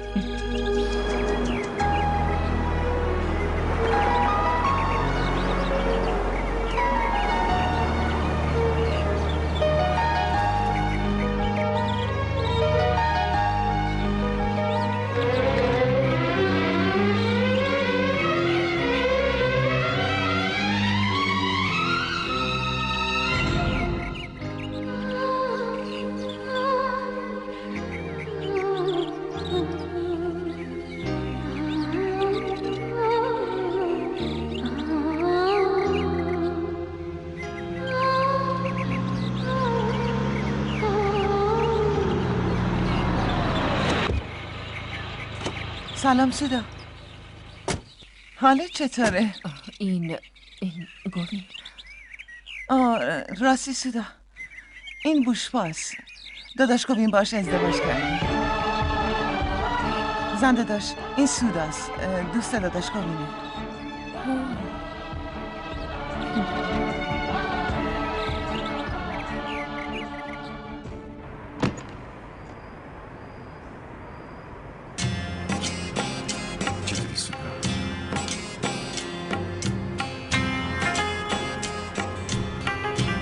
من میدونم اتفاقی که افتاده اتفاق خوبی نبوده.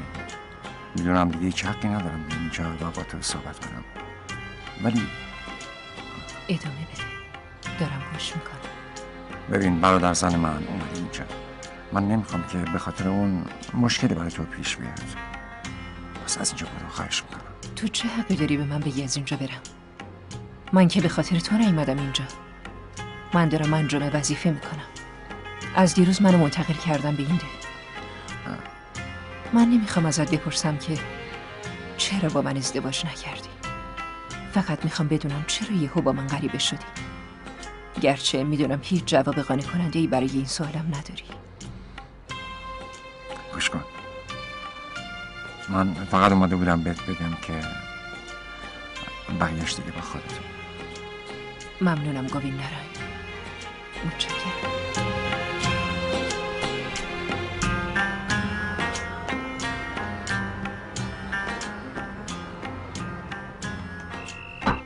بهش گفتم قرار تو بیای ولی بازم نیومده خونه. کاش شوهر نکرده بودم. با وجود اینکه شوهر دارم مثل بیوه ها زندگی میکنم. دیگه خسته شدم. بس کن بوشبا، بس کن دیگه. خونم داره به جوش میاد. فقط 2 ماه اینجا نبودم که اونطور گول زد و باعث شد تو یه زندگی پر از درد و رنج داشته باشی، یه زندگی نکبتبار، و همینم باعث مرگ پدرمون شد. لعنت به این شغلی که دارم. اگه محل کارم اینجا بود حال اون پس فطرتو جا میدادم. میدونی پدرمون چه کارا برای اون کرد؟ گذاشتش مدرسه، خرج تحصیلشو داد، آدمش کرد. ولی اون خجالت میکشم بگم اون کثافت دوست من. چطوری؟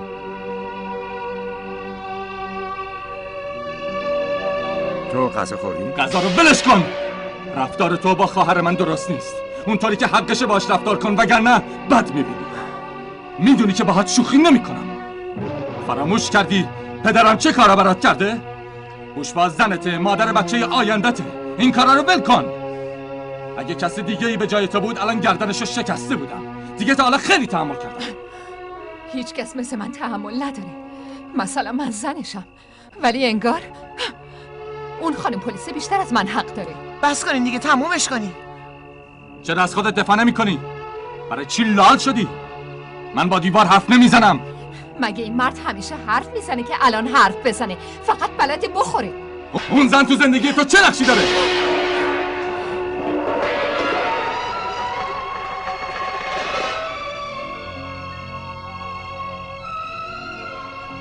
راه اشتباه بری کارت تمومه.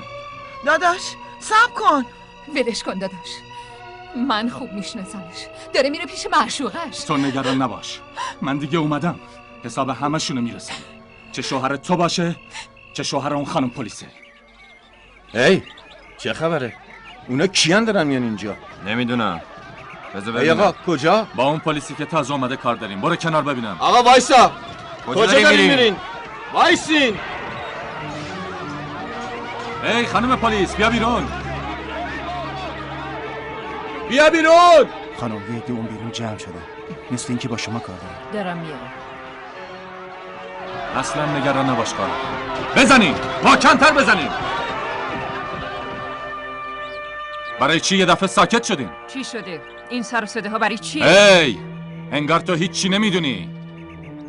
آهای مردم، این همون زنیه که کل دهو به هم ریخته. این لکه ننگو باید از این ده پاک کنیم. امروز شوهر منه، فردا ممکنه شوهر یکی از شما باشه.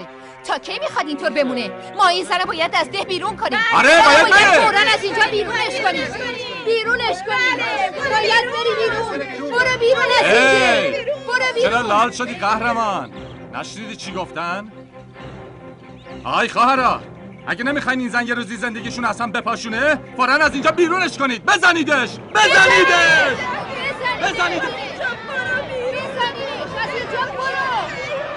الو سلام قربان، من سوبرام سینگ هستم. یه عده جمع شدن اینجا و سر صدا راه انداختن. باید هر چه زودتر خودتون رو برسونی قربان. بسته! بس کنین. خیلی زیاده روی کردین. هرچی دلتون خواست به من گفتین. من اینجا با کسی کاری ندارم، فقط دارم وظیفه‌مو انجام میدم. بنابراین ازتون خواهش میکنم از اینجا برین، وگرنه مجبور میشم همتون رو دستگیر کنم. زود باشین، عجله کنین، برگردین. هر سگی تو محله خودش فکر میکنه شیره. فکر نکن ازت ترسیدم. من ولت نمیکنم. بریم خواهر.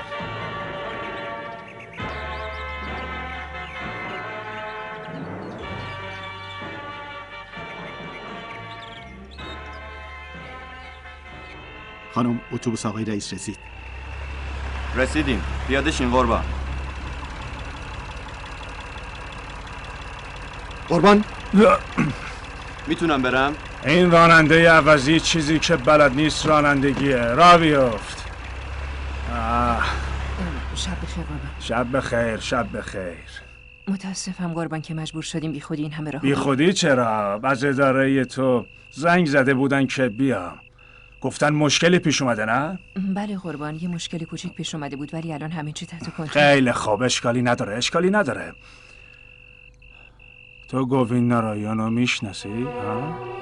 چطور مگه قربان، چیزی شده؟ خواهش میکنم به کسی نگی ها. تو که زن گوینو میشناسی، بوشپا.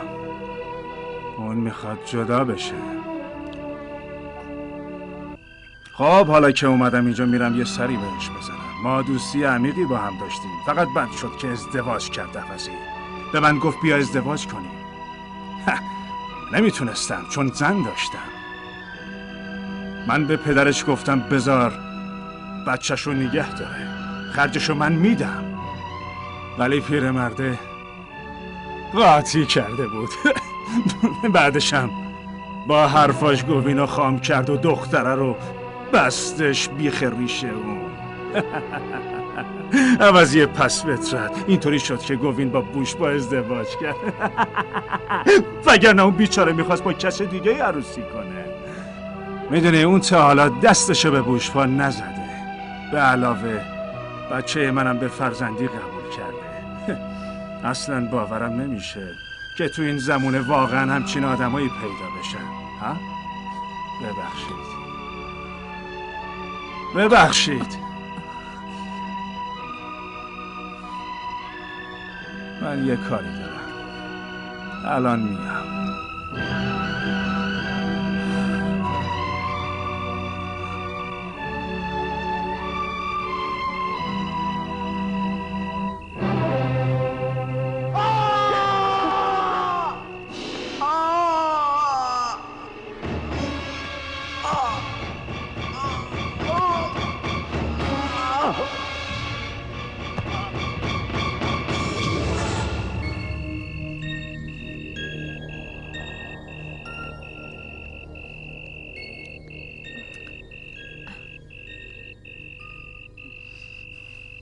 به چی نگاه میکنی؟ دارم دنبال ماه میگردم. آخه امروز کرواجات هست. از این رسم و رسوم نفرت دارم. روز کرواجاته باید خانم‌ها روزه بگیرن. از صبح هیچی نخوردم، خیلی گرسنمه. ماهم که امشب ناپدید شده. خواهر من خودش ماهه، دیگه ماه میخواد چیکار؟ بیا بریم غذا بخوریم. نه داداش، اولین لقمه رو باید از دست شوهرم بگیرم. اگه شوهرت نیاد باید از گرسنگی بمیری. بیا بریم، بیا. آخه داداش نمیشه. از صبح چی نخوردی، به فکر بچه‌م باید باشی. آروم بشین اینجا. میخوام با دست خودم بهت غذا بدم. خواهرم باید خیلی گرسنه باشه. بخور. آها. یادته وقتی بچه بودیم من همیشه خودم بهت غذا میدادم. داداشت خیلی دوست داره. داداش، برادری مثل تو نصیب هر کسی نمیشه. ولی شوهر اقتباسی مثل شوهر منو خدا نصیب دشمنم هم نکنه. این حرفا رو ولش کن، غذاتو بخور دختر. نه داداش، دیگه سیر شدم. شاید تو سیر شده باشی، ولی اون چی؟ تو الان دیگه باید 2 برابر غذا بخوری، 1 کم برای خودت، 1 کم برای اون. بیا بخور. لجبازی نکن. ببینم داداش، مگه من چی کم دارم که شوهرم حتی یه نگاه هم بهم نمیکنه؟ خب حتما چشماش کم سوه، نمیتونه تو رو خوب ببینه. حالا دیگه حرف نزن، غذاتو بخور. بیا.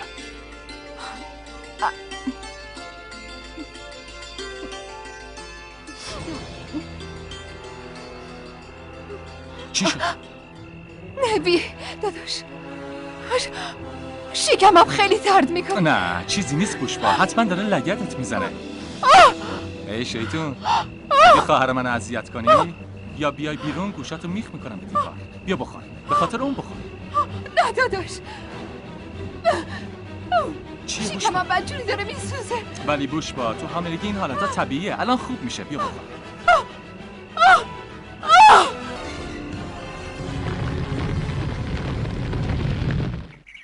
اون کلید داره بده من. ببین این کلیدها اینم اسناد خونه.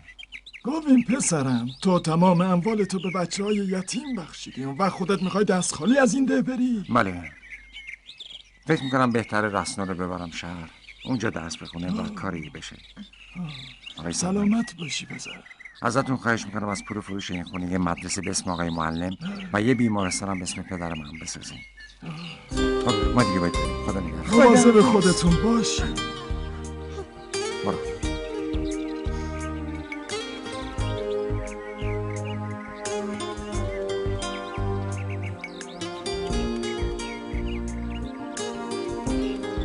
بله برادر من، پول و عشقشون به خاطر انسانیتش فدا کرد و اون عشقی هم که برخلاف میلش فدا کرد سروان سودا بود. اگه بازم فکر میکنین همچین آدمی میتونه دزد و حقه باز باشه، هر کاری که دلتون میخواد انجام بدین. ما رو ببخش دخترم، ما به گوین شک کردیم. اون چه که مسلمه این کار ما غیر قابل بخششه. حالا تکلیف ما چیه؟ همه چیمون از دست رفت، حالا باید چیکار کنیم؟ آروم باشین، بذارین برادرم بیاد، اون حتما یه راهی پیدا میکنه.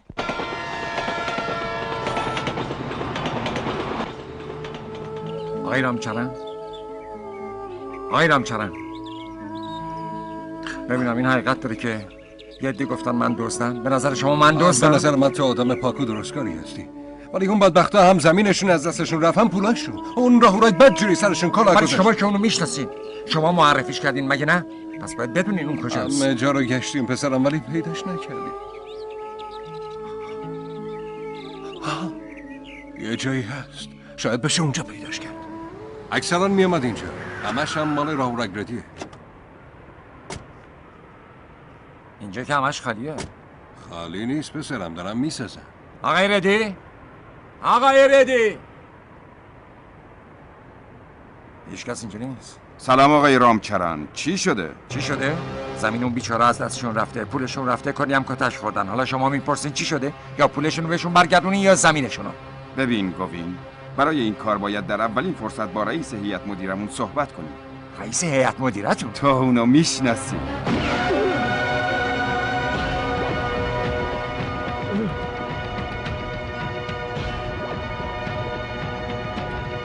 اشغال!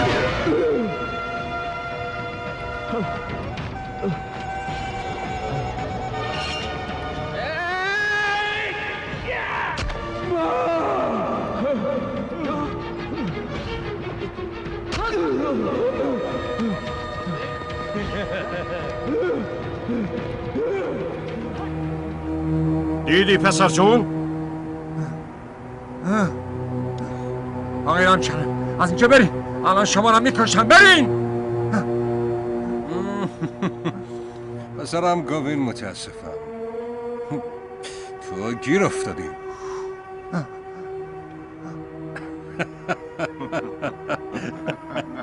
سر جات وایسا. میدونی من مردم دارم، کارم اینه که به مردم کمک کنم. حالا هم تو رو آوردم اینجا و به اینا کمک کردم. خوبه مگه نه؟ آه خدای من، چرا اینقدر مبهوت شدی؟ این تازه اولشه. و اما دومیشو جلوی مردم تو محله آزادنگر بهت نشون میدم. برو!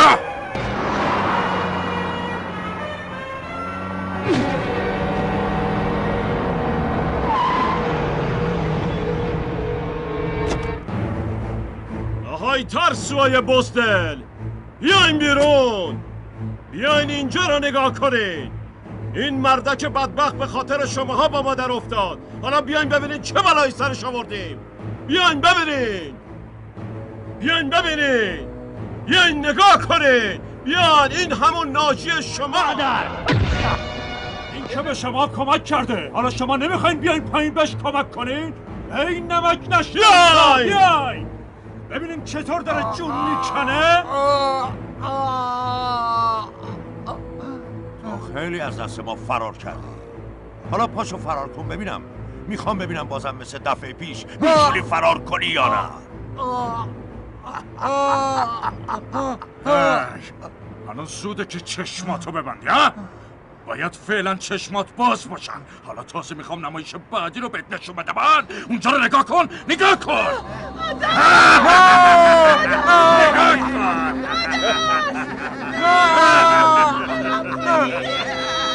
اونا سر نکنید. ولش کنین، ولش کنین لعنتی ها. نه ولش کنین، تو رو خدا ولش کنین. ولش کنین.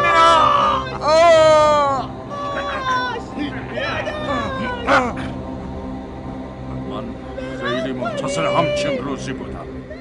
تو جلوی همین مردم برادر منو به قصد کش زدی، منو زدی، منو لخت کردی، منو کچل کردی. ها؟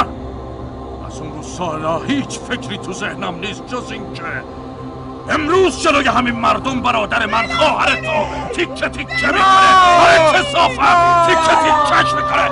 تماشا کن، نگاه کن. آره نگاش کن. این کار دور از انسانیت داره. خودت باعث شدی. بر آمزون کاری میکنم که خودت تماشا کنی. نگاه کن، تماشا کن کثافت، تماشا کن. ساکت شو. کمک کنید، نفر به دادم برسه. آی مردم نجاتش کنید.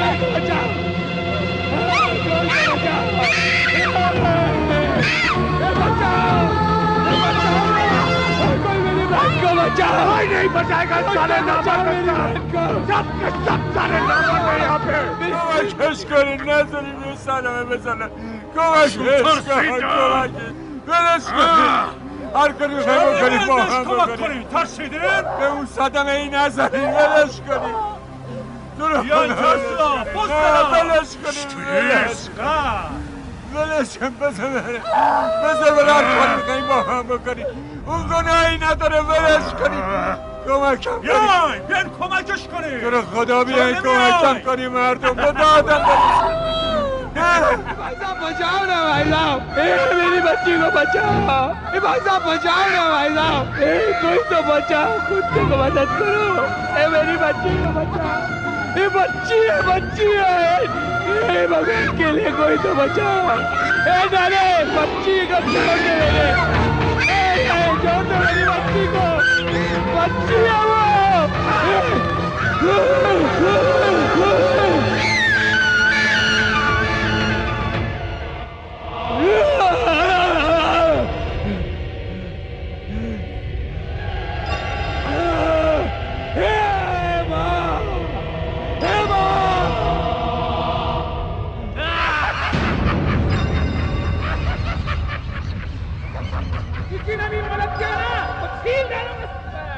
ای دنی بله زود باش باید بریم خونه استراحت کنیم عجله کن بریم بچه ها کمکش کنین اون بچه هست تو رو خدا به دادش برسید یه نفر کمکش کنه آشغالهای کسافت کمکش کنه رضا کوئی تو भगवान के लिए कुछ करो کمکش کنین آشغالا این همه بهتون کمک کردم اون تنها خواهر منه رضا حرام رضا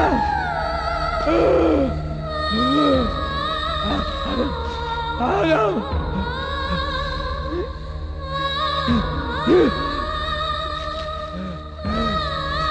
ए भाई साहब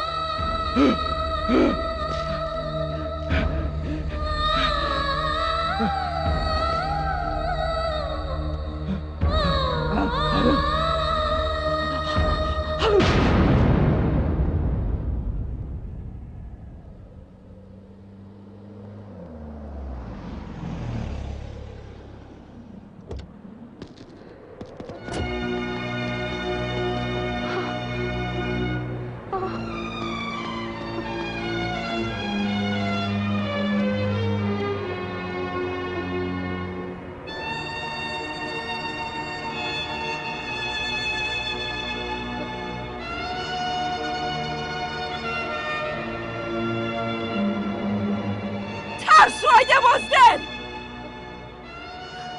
جونی که چشمای شما این دختر معصوم رو کشتن شما بایستدین تماشا کردین؟ نمیتونستین یه زنگ به پلیس بزنین؟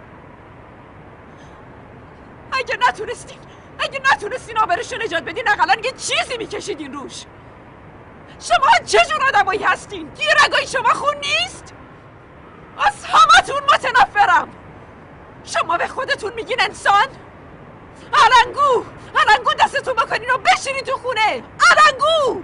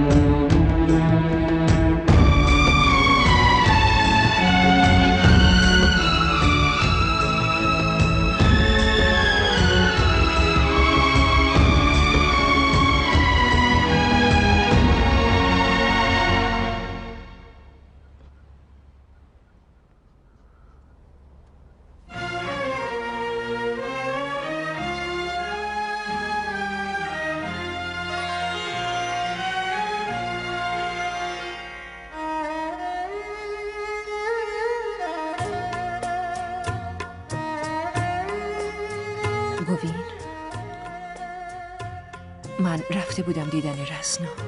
یکم حالش بهتره. اون زنده میمونه گوین.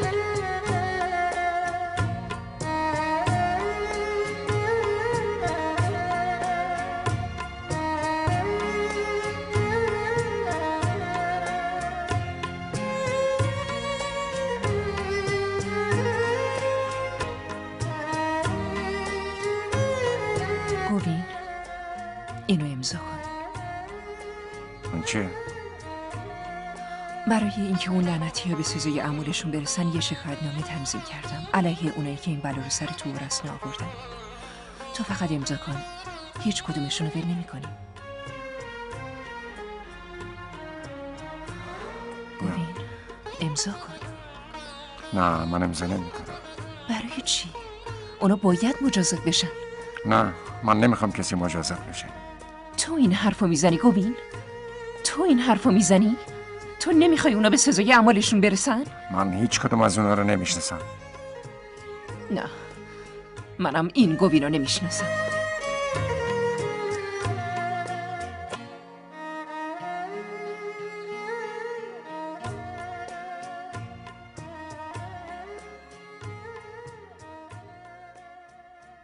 جانی یه بلایی سر گوین آورده که تا عمر داره نمیتونه فراموش کنه. میدونین گوین به پلیس گفته کسایی رو که خواهرشو شکنجه کردن ندیده و نه اصلا میشناسه. دمش گرم. چطور میتونست به پلیس بگه آخه این بلا سر هر کسی بیاد تا آخر عمرش لال میشه. کورم میشه. خب اینه دیگه. با ما در افتاد، با همون دشمنی کرد، آخرش چی شد؟ الان دراز به دراز تو بیمارستان افتاده و دست و پاشم رو حواس. مگه نه جان؟ خیلی ترسیده. اگه باز اون گوین قبلی بود میشد ازش انتظار داشته تکونی به خودش بده، ولی الان دیگه نه. خب نتیجه اون کتکاست که خورده دیگه. خیلی خب پس دیگه حرف اون عاشقال عوضی رو نزن. اون پرونده رو دیگه ببندین و بکنینش زیر خاک.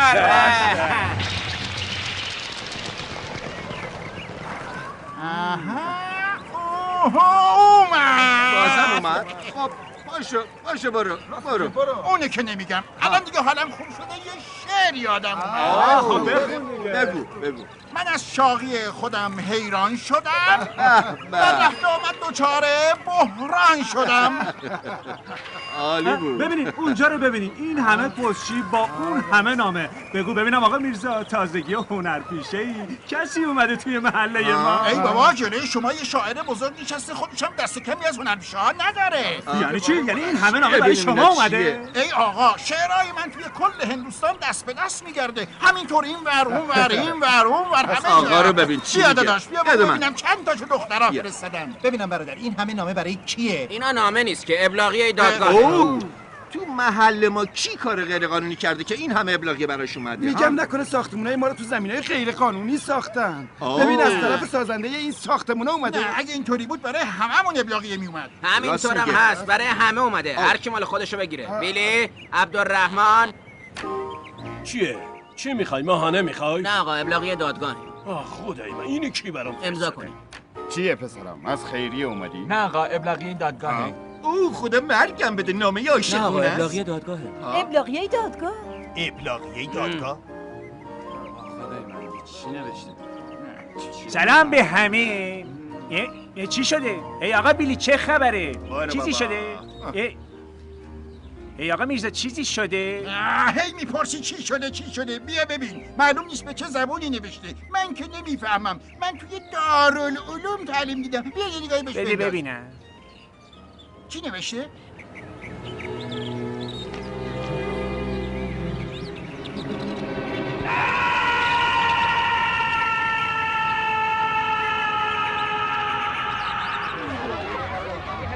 पूरा सोसाइटी को लीगल नोटिस है।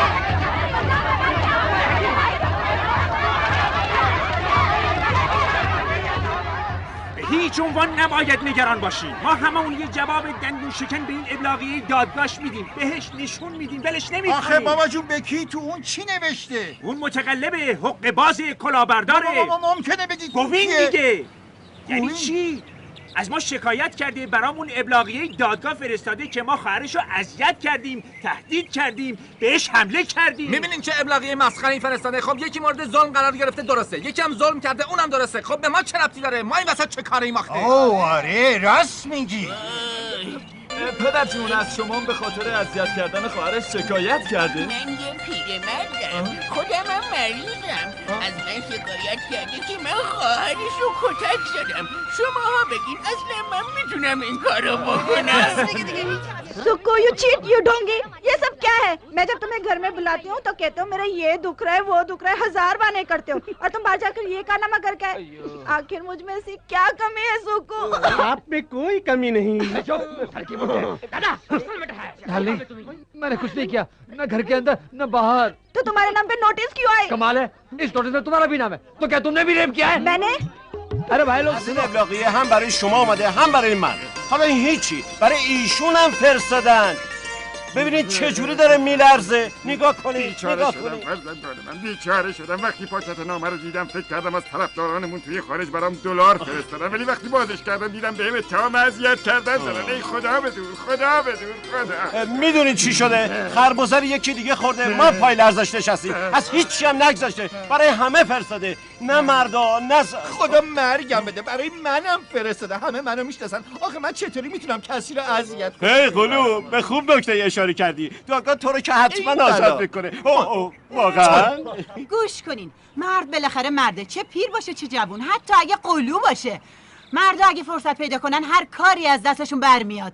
ولی بگیم ببینم، تا حالا شما شنیدین که یه زن دیگه ای رو اذیت کنه؟ آره؟ باره کنار ببینم خانم. اگه نه پس یه کاری برای این موضوع بکنین دیگه آقای مدیر. میکنیم خانم، میکنیم. هممون جمع میشیم و میریم خونه اون پسر گوین رو ازش میپرسیم که ای عوضی ماجرای این ابلاغا که برای ما فرستادی چیه؟ واقعا؟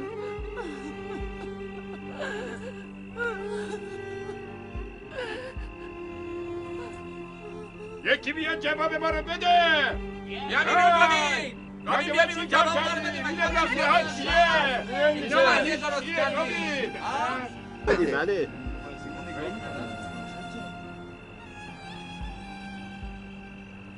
شماها که تا الان سر و صدا میکردین چرا ساکت شدین؟ چرا حرف نمیزنین؟ میزنم، خوبم میزنم، الانم میزنم. میگم ای گوین این ابلاغیه ها چیه که برای ما فرستادی؟ پیرمردانم ول نکردی؟ واقعا که باید خجالت بکشی. من که صحنه‌های جنایت و سرقت رو توی تلویزیون نشون میدم نمیتونم نگاه کنم. پشت زنم قایم میشم. بگو دیگه. راست میگه دیگه، راست میگه. ای گوین تو هم عجب بامزه یا اسم من صداقت پیش است، پس به این چیزا نمیخورم. فرزندم من مرد معبدم. من فکرم همیشه پیش خدا و عبادت. پناه بر خدا، پناه بر خدا. راست میگه. یعنی چی؟ من فقط مردا رو دوست دارم. ازت متنفرم. همه دوستان وقتی این اتهام شکنجه رو شنیدن بهم شک کردن. ازت متنفرم گوین. ازت با خدا مرگم بدی. گوین بابا جون آخریشو بگو. اگه ازمون پول مول میخوای بگیر و برو و این شکایت تو راست میگه. ای بابا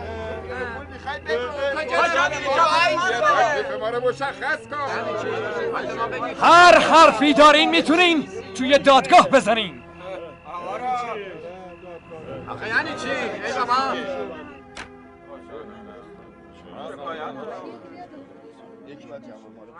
لطفاً ساکت باشین. من توی زندگیم دفعه اولیه که میبینم تعداد متهمان اونقدر زیاده که کل دادگاهو گرفته. تازه غیر از اونایی که اینجان یه عده بیشترم بیرون دادگاه ایستادن و شاکی همشونم یه نفره. درست میگم آقای هریش باتر؟ بله آره جناب. و اتهامشونم اینه که به موکلم گوین ناراین حمله کردن و به قصد کشت زدنش و خواهرش رسنا رو تهدید کردن. دروغه دروغ میگه. چرا دروغ میگه؟ دروغ داره میگه.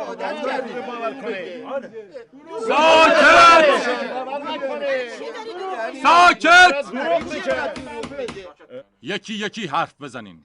علی جناب ما آدمای آبرودار و شریفی هستیم قربان. اصلا به ما میخوره که همچین کاری بکنیم؟ ما خودمون خواهر داریم، مادر داریم، ما چطور میتونیم این کارو بکنیم؟ قربونتون برم عالی جناب، من هیچ وقت از این چیزا خوشم نمی اومده. من همیشه از خشونت و زور بدم می اومده. آخه چطوری میتونم کسی رو اذیت کنم؟ ما آدم‌های شریفی هستیم. زن من با یکی از دانشجوام صحبت کرده بود، من رفتم به پلیس شکایت کردم. ببینید من چقدر آدم شریفی هستم قربان. ببینید خودتون قضاوت بکنید.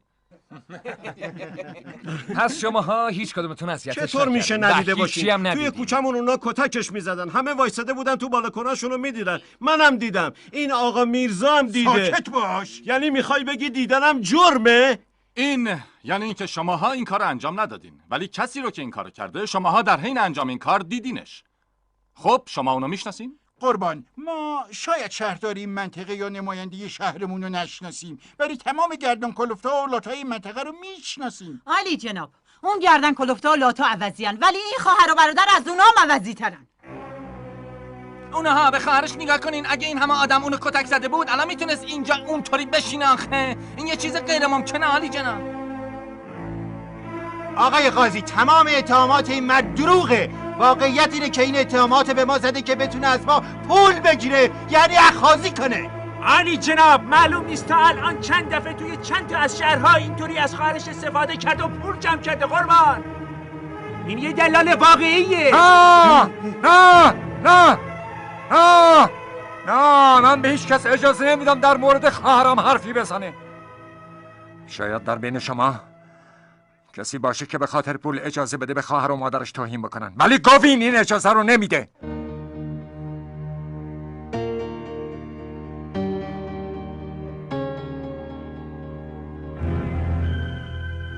عالی جناب، من یه دهاتی هم از ده اومدم، جایی که اگه آبروی یکی بره آبروی همه مردم ده رفته. اگه خونه ای بسوزه تمام ده میسوزه.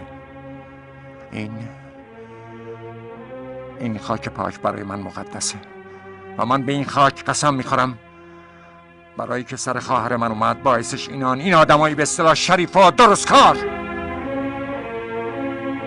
من دشمن خواهر و مادر اینا رو با خودم دشمن کردم. چرا؟ فقط به خاطر انسانیت. من که با اینا هیچ رابطه ای نداشتم، فقط وجدانم اجازه نمیداد که صدای زجه یه دختر بشنوم و به کمکش نرم، ولی اینا صدای فریاد خواهر منو شنیدن ولی هیچ کدوم کمکش نکردن. میخوام بپرسم چرا؟ وقتی من جانی رو زدم شما گفتین که من ناجی شما هم، ولی وقتی داشتن خواهر این ناجیتون رو بی آبرو میکردن شما حتی 1 سانتیمتر از جاتون تکون نخوردین. ولی الان به خاطر دفاع از شرافت آبروی دروغین خودتون 4 کیلومتر طی کردین و اومدین اینجا. من میخوام بپرسم چرا؟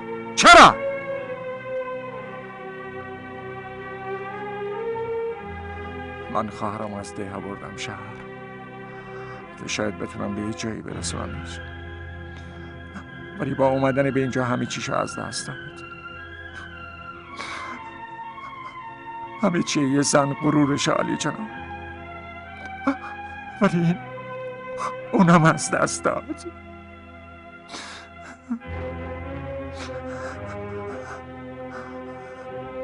عالی جناب، من تا حالا در زندگیم هرگز دستم رو به روی زنی بلند نکردم، اما برای اولین بار دیدم، اونم در مورد خواهر خودم. شما هم دیدین، آره شما هم دیدین، همتون دیدین که چه بلایی سر خواهر من آوردن و چه رنجی من کشیدم. داد زدم، فریاد زدم، التماستون کردم که یک کدوم به من کمک کنین، ولی هیچ کس کاری نکرد. فقط تماشا کردین. چرا هیچ کاری نکردین؟ من التماستون کردم، ازتون کمک خواستم، ولی هیچ کس کاری برام نکرد. مگه شما انسان نیستین؟ مگه هموطن من نیستین؟ مردم حتی یه مرده بی صاحبم که میبینن فوراً یه چیزی روش میکشن، ولی شما حتی نخواستین یه چیزی رو خواهر من بندازین. چرا؟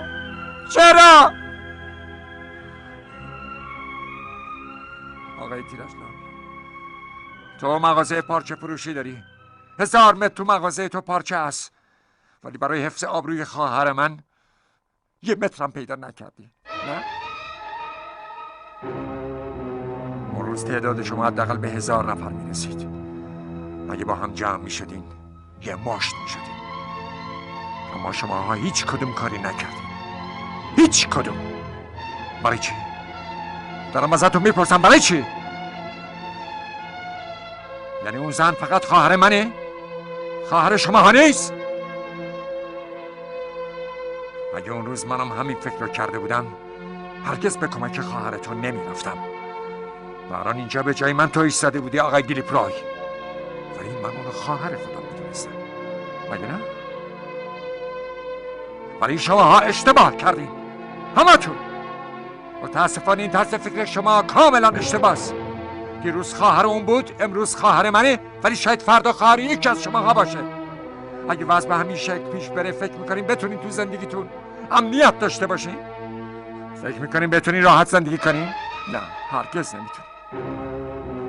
آقای پروفسور، شما که به شاگرداتون یاد میدین که با بدی بجنگن، وقتی خواهر کم سن سال منو به اون روز در بردن خودتون وایستادین و تماشا کردین. اینطوری به بچهای ما درس میدین؟ ها؟ واقعا جای تأسف و شرمساریه که استادی مثل شما که یه عمر درس خونده و به مدارج علمی عالی رسیده جلوی یه مش ابله بی سواد گردن کش کنه و تسلیم اونا بشه. چرا که از اونا میترسه. اگه یه سگی گرسنه بخواد بیاد جلوی ما، اولین کاری که میکنیم اینه که فراریش میدیم. ولی اینا دارن تمام زندگیتون رو از بین میبرن، اما شما هیچ کاری نمیکنید. ما یه پشه یا زالویی رو که یک کمی از خونمون بمکه فوراً میکشیمش، ولی با اینا که زنده زنده دارن خون ما رو میریزن هیچ کاری نمیکنیم.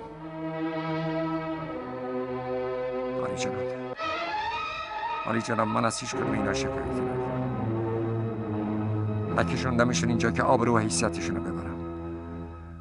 من به هیچ عنوان کمکم از اینا نمیخوام. نه من الانم میتونم به تنهایی انتقام خواهرم و از اونا بگیرم. یا کشته میشم یا میکشمشون. ولی مسلما با مرگ چند نفر این گردن کلفتی و لات بازی ها تموم نمیشه. باید ریشهشون رو خشک کند و برای این کار باید با هم یکی بشیم و روزی که با هم متحد بشیم تعدادمون به هزاران نفر میرسه، شاید هم 100,000 نفر. و اون موقع است که اونا توی مشت ما. قدرت اونا در درجه اول سلاحشونه و مهمتر از اون ترس شماست. ولی یادتون باشه کسی که سلاح برمیداره در واقع زیاد به خودش اعتماد نداره، چون بیشتر از اون که به خودش اعتماد داشته باشه به سلاحی که توی دستش اعتماد داره، اعتمادی که پایش خیلی سسته. ولی اگه شماها به قدرت هم دیگه متکی باشین بدون شک از یه قدرت واقعی برخوردار میشین. پس ترس و وحشت رو برای همیشه بذارید کنار. در اون صورت میبینین که هیچ کس نمیتونه آسیبی بهتون برسونه، چه دشمنایی که توی کشور خودمونن، چه دشمنایی که از بیرون بخوام به کشورمون حمله کنن.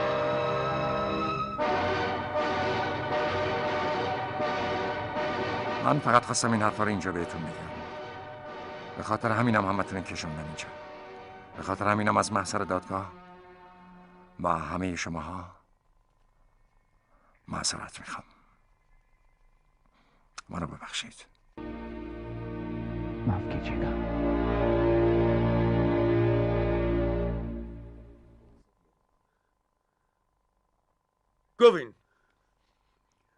گوین پسرم گوش کن. یه لحظه صبر کن. گوین من یه آدم عامیم.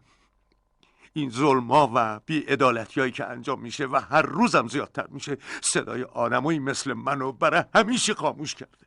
ولی امروز تو این دادگاه حرفایی که تو زدی به من، به آدم عامی مثل من، نیروی تازه‌ای داده برای یک حرکت تازه. گوین من حداقل با تو هستم.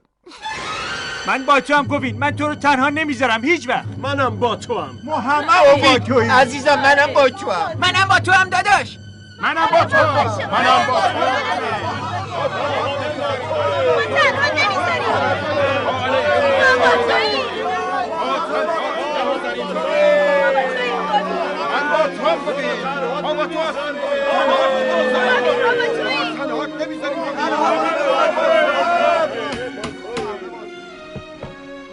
بنابر حکم دادگاه جانی مندوزا، دنی مندوزا، کریم خان طوفانی، صدا رنگوتی، رام چران شکلا و تمام افراد و همدستان آنان هرچه زودتر باید در محضر دادگاه حاضر باشند.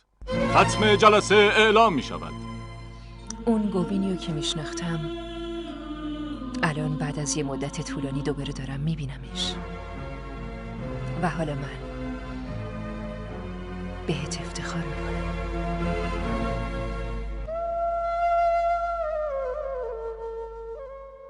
این خبر خوبی برای شما نیست. توی این کاری که ما داریم ترس مردم مهمترین سلاحیه که داریم و اگه این ترس از بین بره دیگه کار ماها تمومه. مطمئن باشین. کسی جرأت نمیکنه بره داد کنه. ای هیره بلند شو. هی کریم خان هنوز زنده است، کلش هم هنوز داغه. میخوام ببینم چطوری میخوام برن دادگاه این عوضی.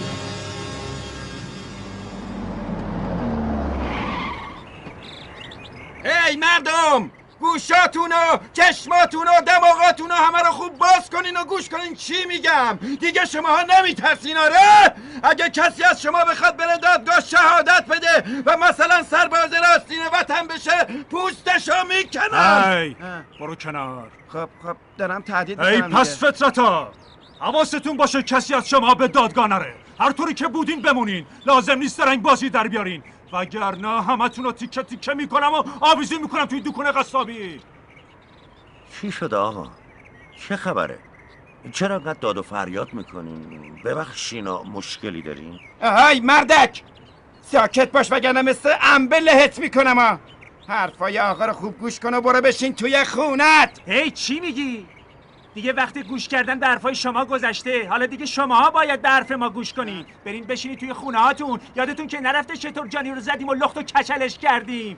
همون بلا رو میتونیم سر شما عوضیان بیاریم. فهمیدی؟ ای عوضی کریم طوفانی رو تهدید میکنی؟ این پس تو جلوی چشمای همه تیکه تیکش کنید.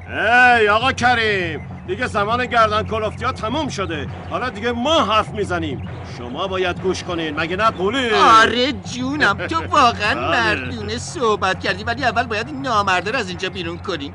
من از نامرده بدم این عوضی رو بکشین. آره بیاید ولی اولو بالا رو یه نگاه کنین.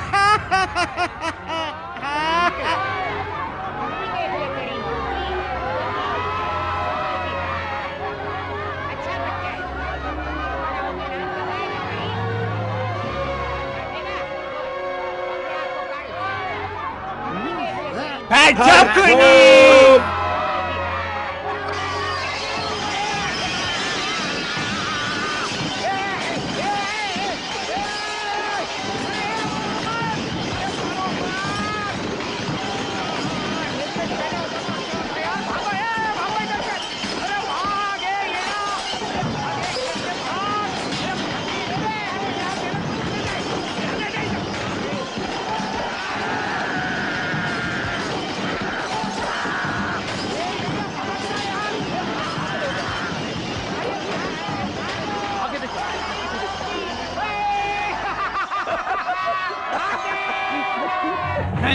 هی آقا کارمون دیگه تمومه.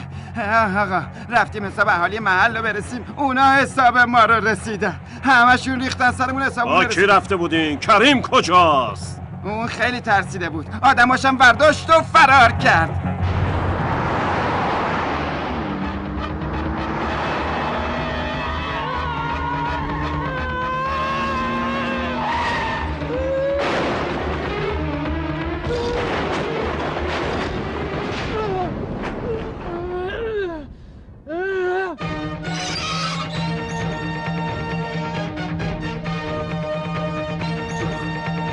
اونجا رو نگاه کن. نگاه کن.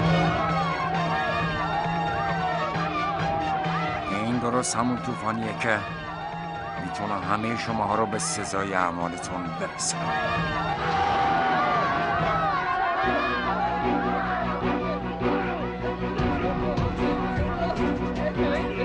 एक अकेली मौज समंदर से कैसे टकराएगी,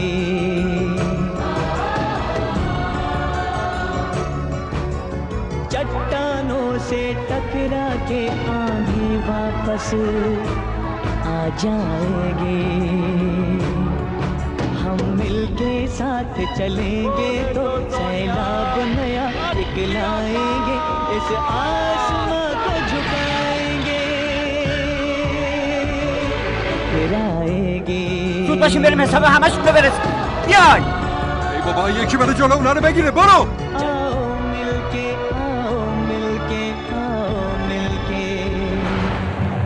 گوش کن جانی، همه دارن میان اینجا. نمیتونیم از دستشون نجات پیدا کنیم. بیاین از پشت فرار کنیم.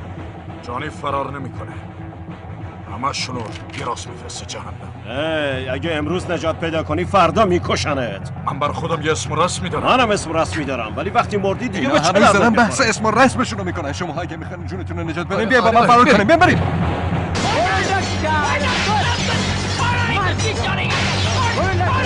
بیاین. گوین پسرم من کاری نکردم. بیاین این ذلیل مردای اینجا. تو بدی. صدارن راست میگه، ما آدمای زیادی داریم. دوباره کارمون از اول شروع میکنیم. چرا نمیخوای به حرفم گوش کنی؟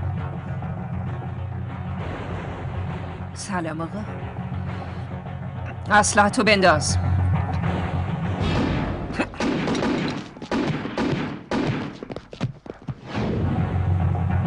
با چه جرأتی اومدی اینجا؟ بگو!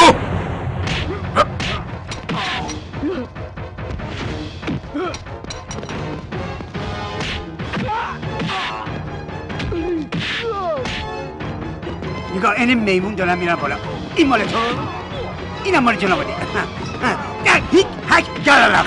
دک دلالخ.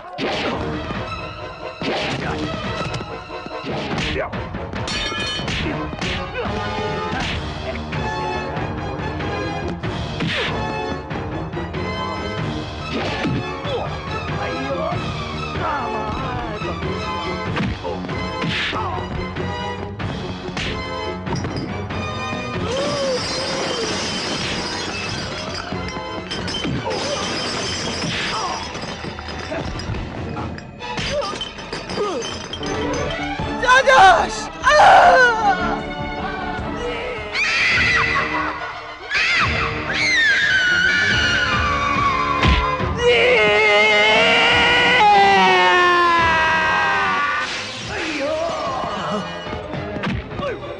بی حرکت تکون نخور.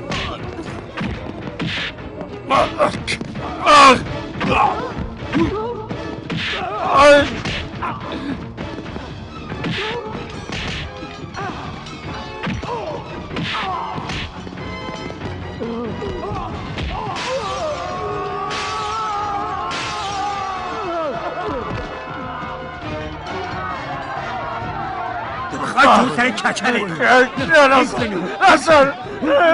نزای پا خاک بر سرت. حتما فردا میخوای یه جوون دیگه پیدا کنی. دوست داری دختر رو رضایت کنی کتک جرأت داری رو من دست بلند کنی تا ببینی چه برای سرید میارن. تا حالا قدرت دست شما بود، حالا دیگه قدرت دست منه.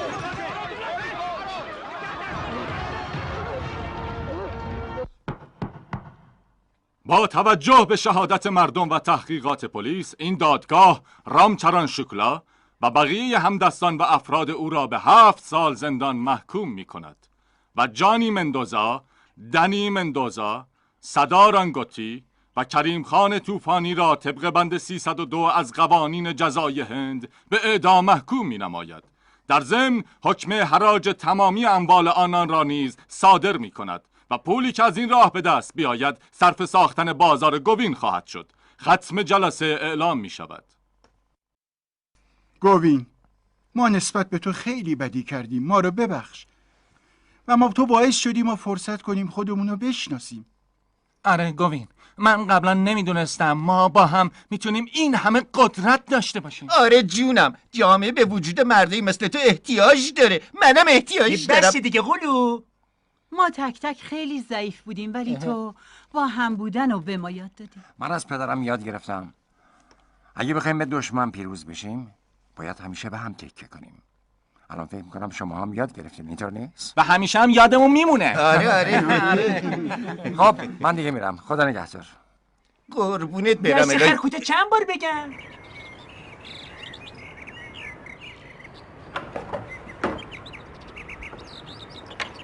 ای چیه تو فکری؟ برادر ای گوین پسرم، تو وسایلتو برداشتی داری میری؟ تازه شوهر خواهرت اومده. بله آقا اینم از این. بفرما. هریش تویی؟ عمو جون یعنی چی شوهر خواهر؟ ای بابا پسرمون هریش میخواد با رسنا ازدواج کنه. بله اگه شما اجازه بدین و رسنا هم قبول کنیم. هریش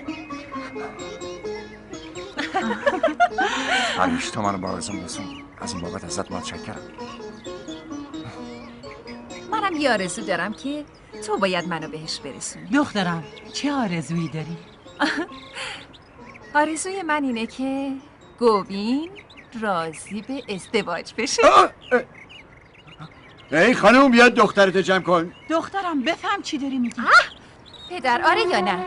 بذار یه چیزی بگم. تا وقتی که گوین راضی به ازدواج با من نشه، من نه چیزی میخورم نه چیزی مینوشم و نه با کسی حرف میزنم. از اتاقم من بیرون نمیام.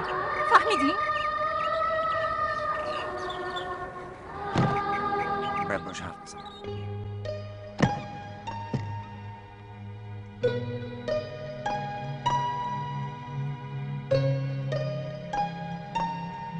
Ketika من در تمام زندگیم فقط عاشق یه نفر شدم. اگه اون بیاد پیشت راضی به ازدواج میشی؟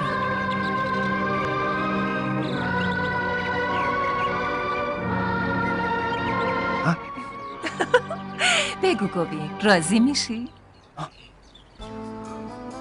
آره یا نه؟ سودا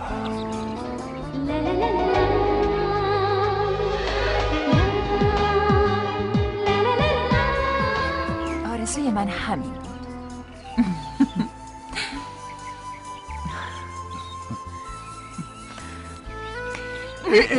زوج هزاره جدید رو بهتون معرفی میکنم. گوین و سودا نارین. گوین و سودا یعنی تو؟ عجیبه واقعا باورم قبول نمیشه. میکنم پدر. من فقط میتونم همچین تغییراتی توی داستان بدم. اگه تو بخوای از این تغییرات تو داستانه بدی که زندگی ما همش تغییر میکنه. یه تغییری تو زندگی خودت بده. نگران نباش پدر. کسی که میخواد زندگی منو تغییر بده الان حتما توی یه گل فروشی داره برای من گل میخره. اگه تو میگی حتما همینطوره دخترم، حتما داره گل میخره. تو یکی یه دونه ای. ببینم کسی رو شما این طرفا ندیدین که داره گل میخره ها؟ اگه هست بگی. جهت دانلود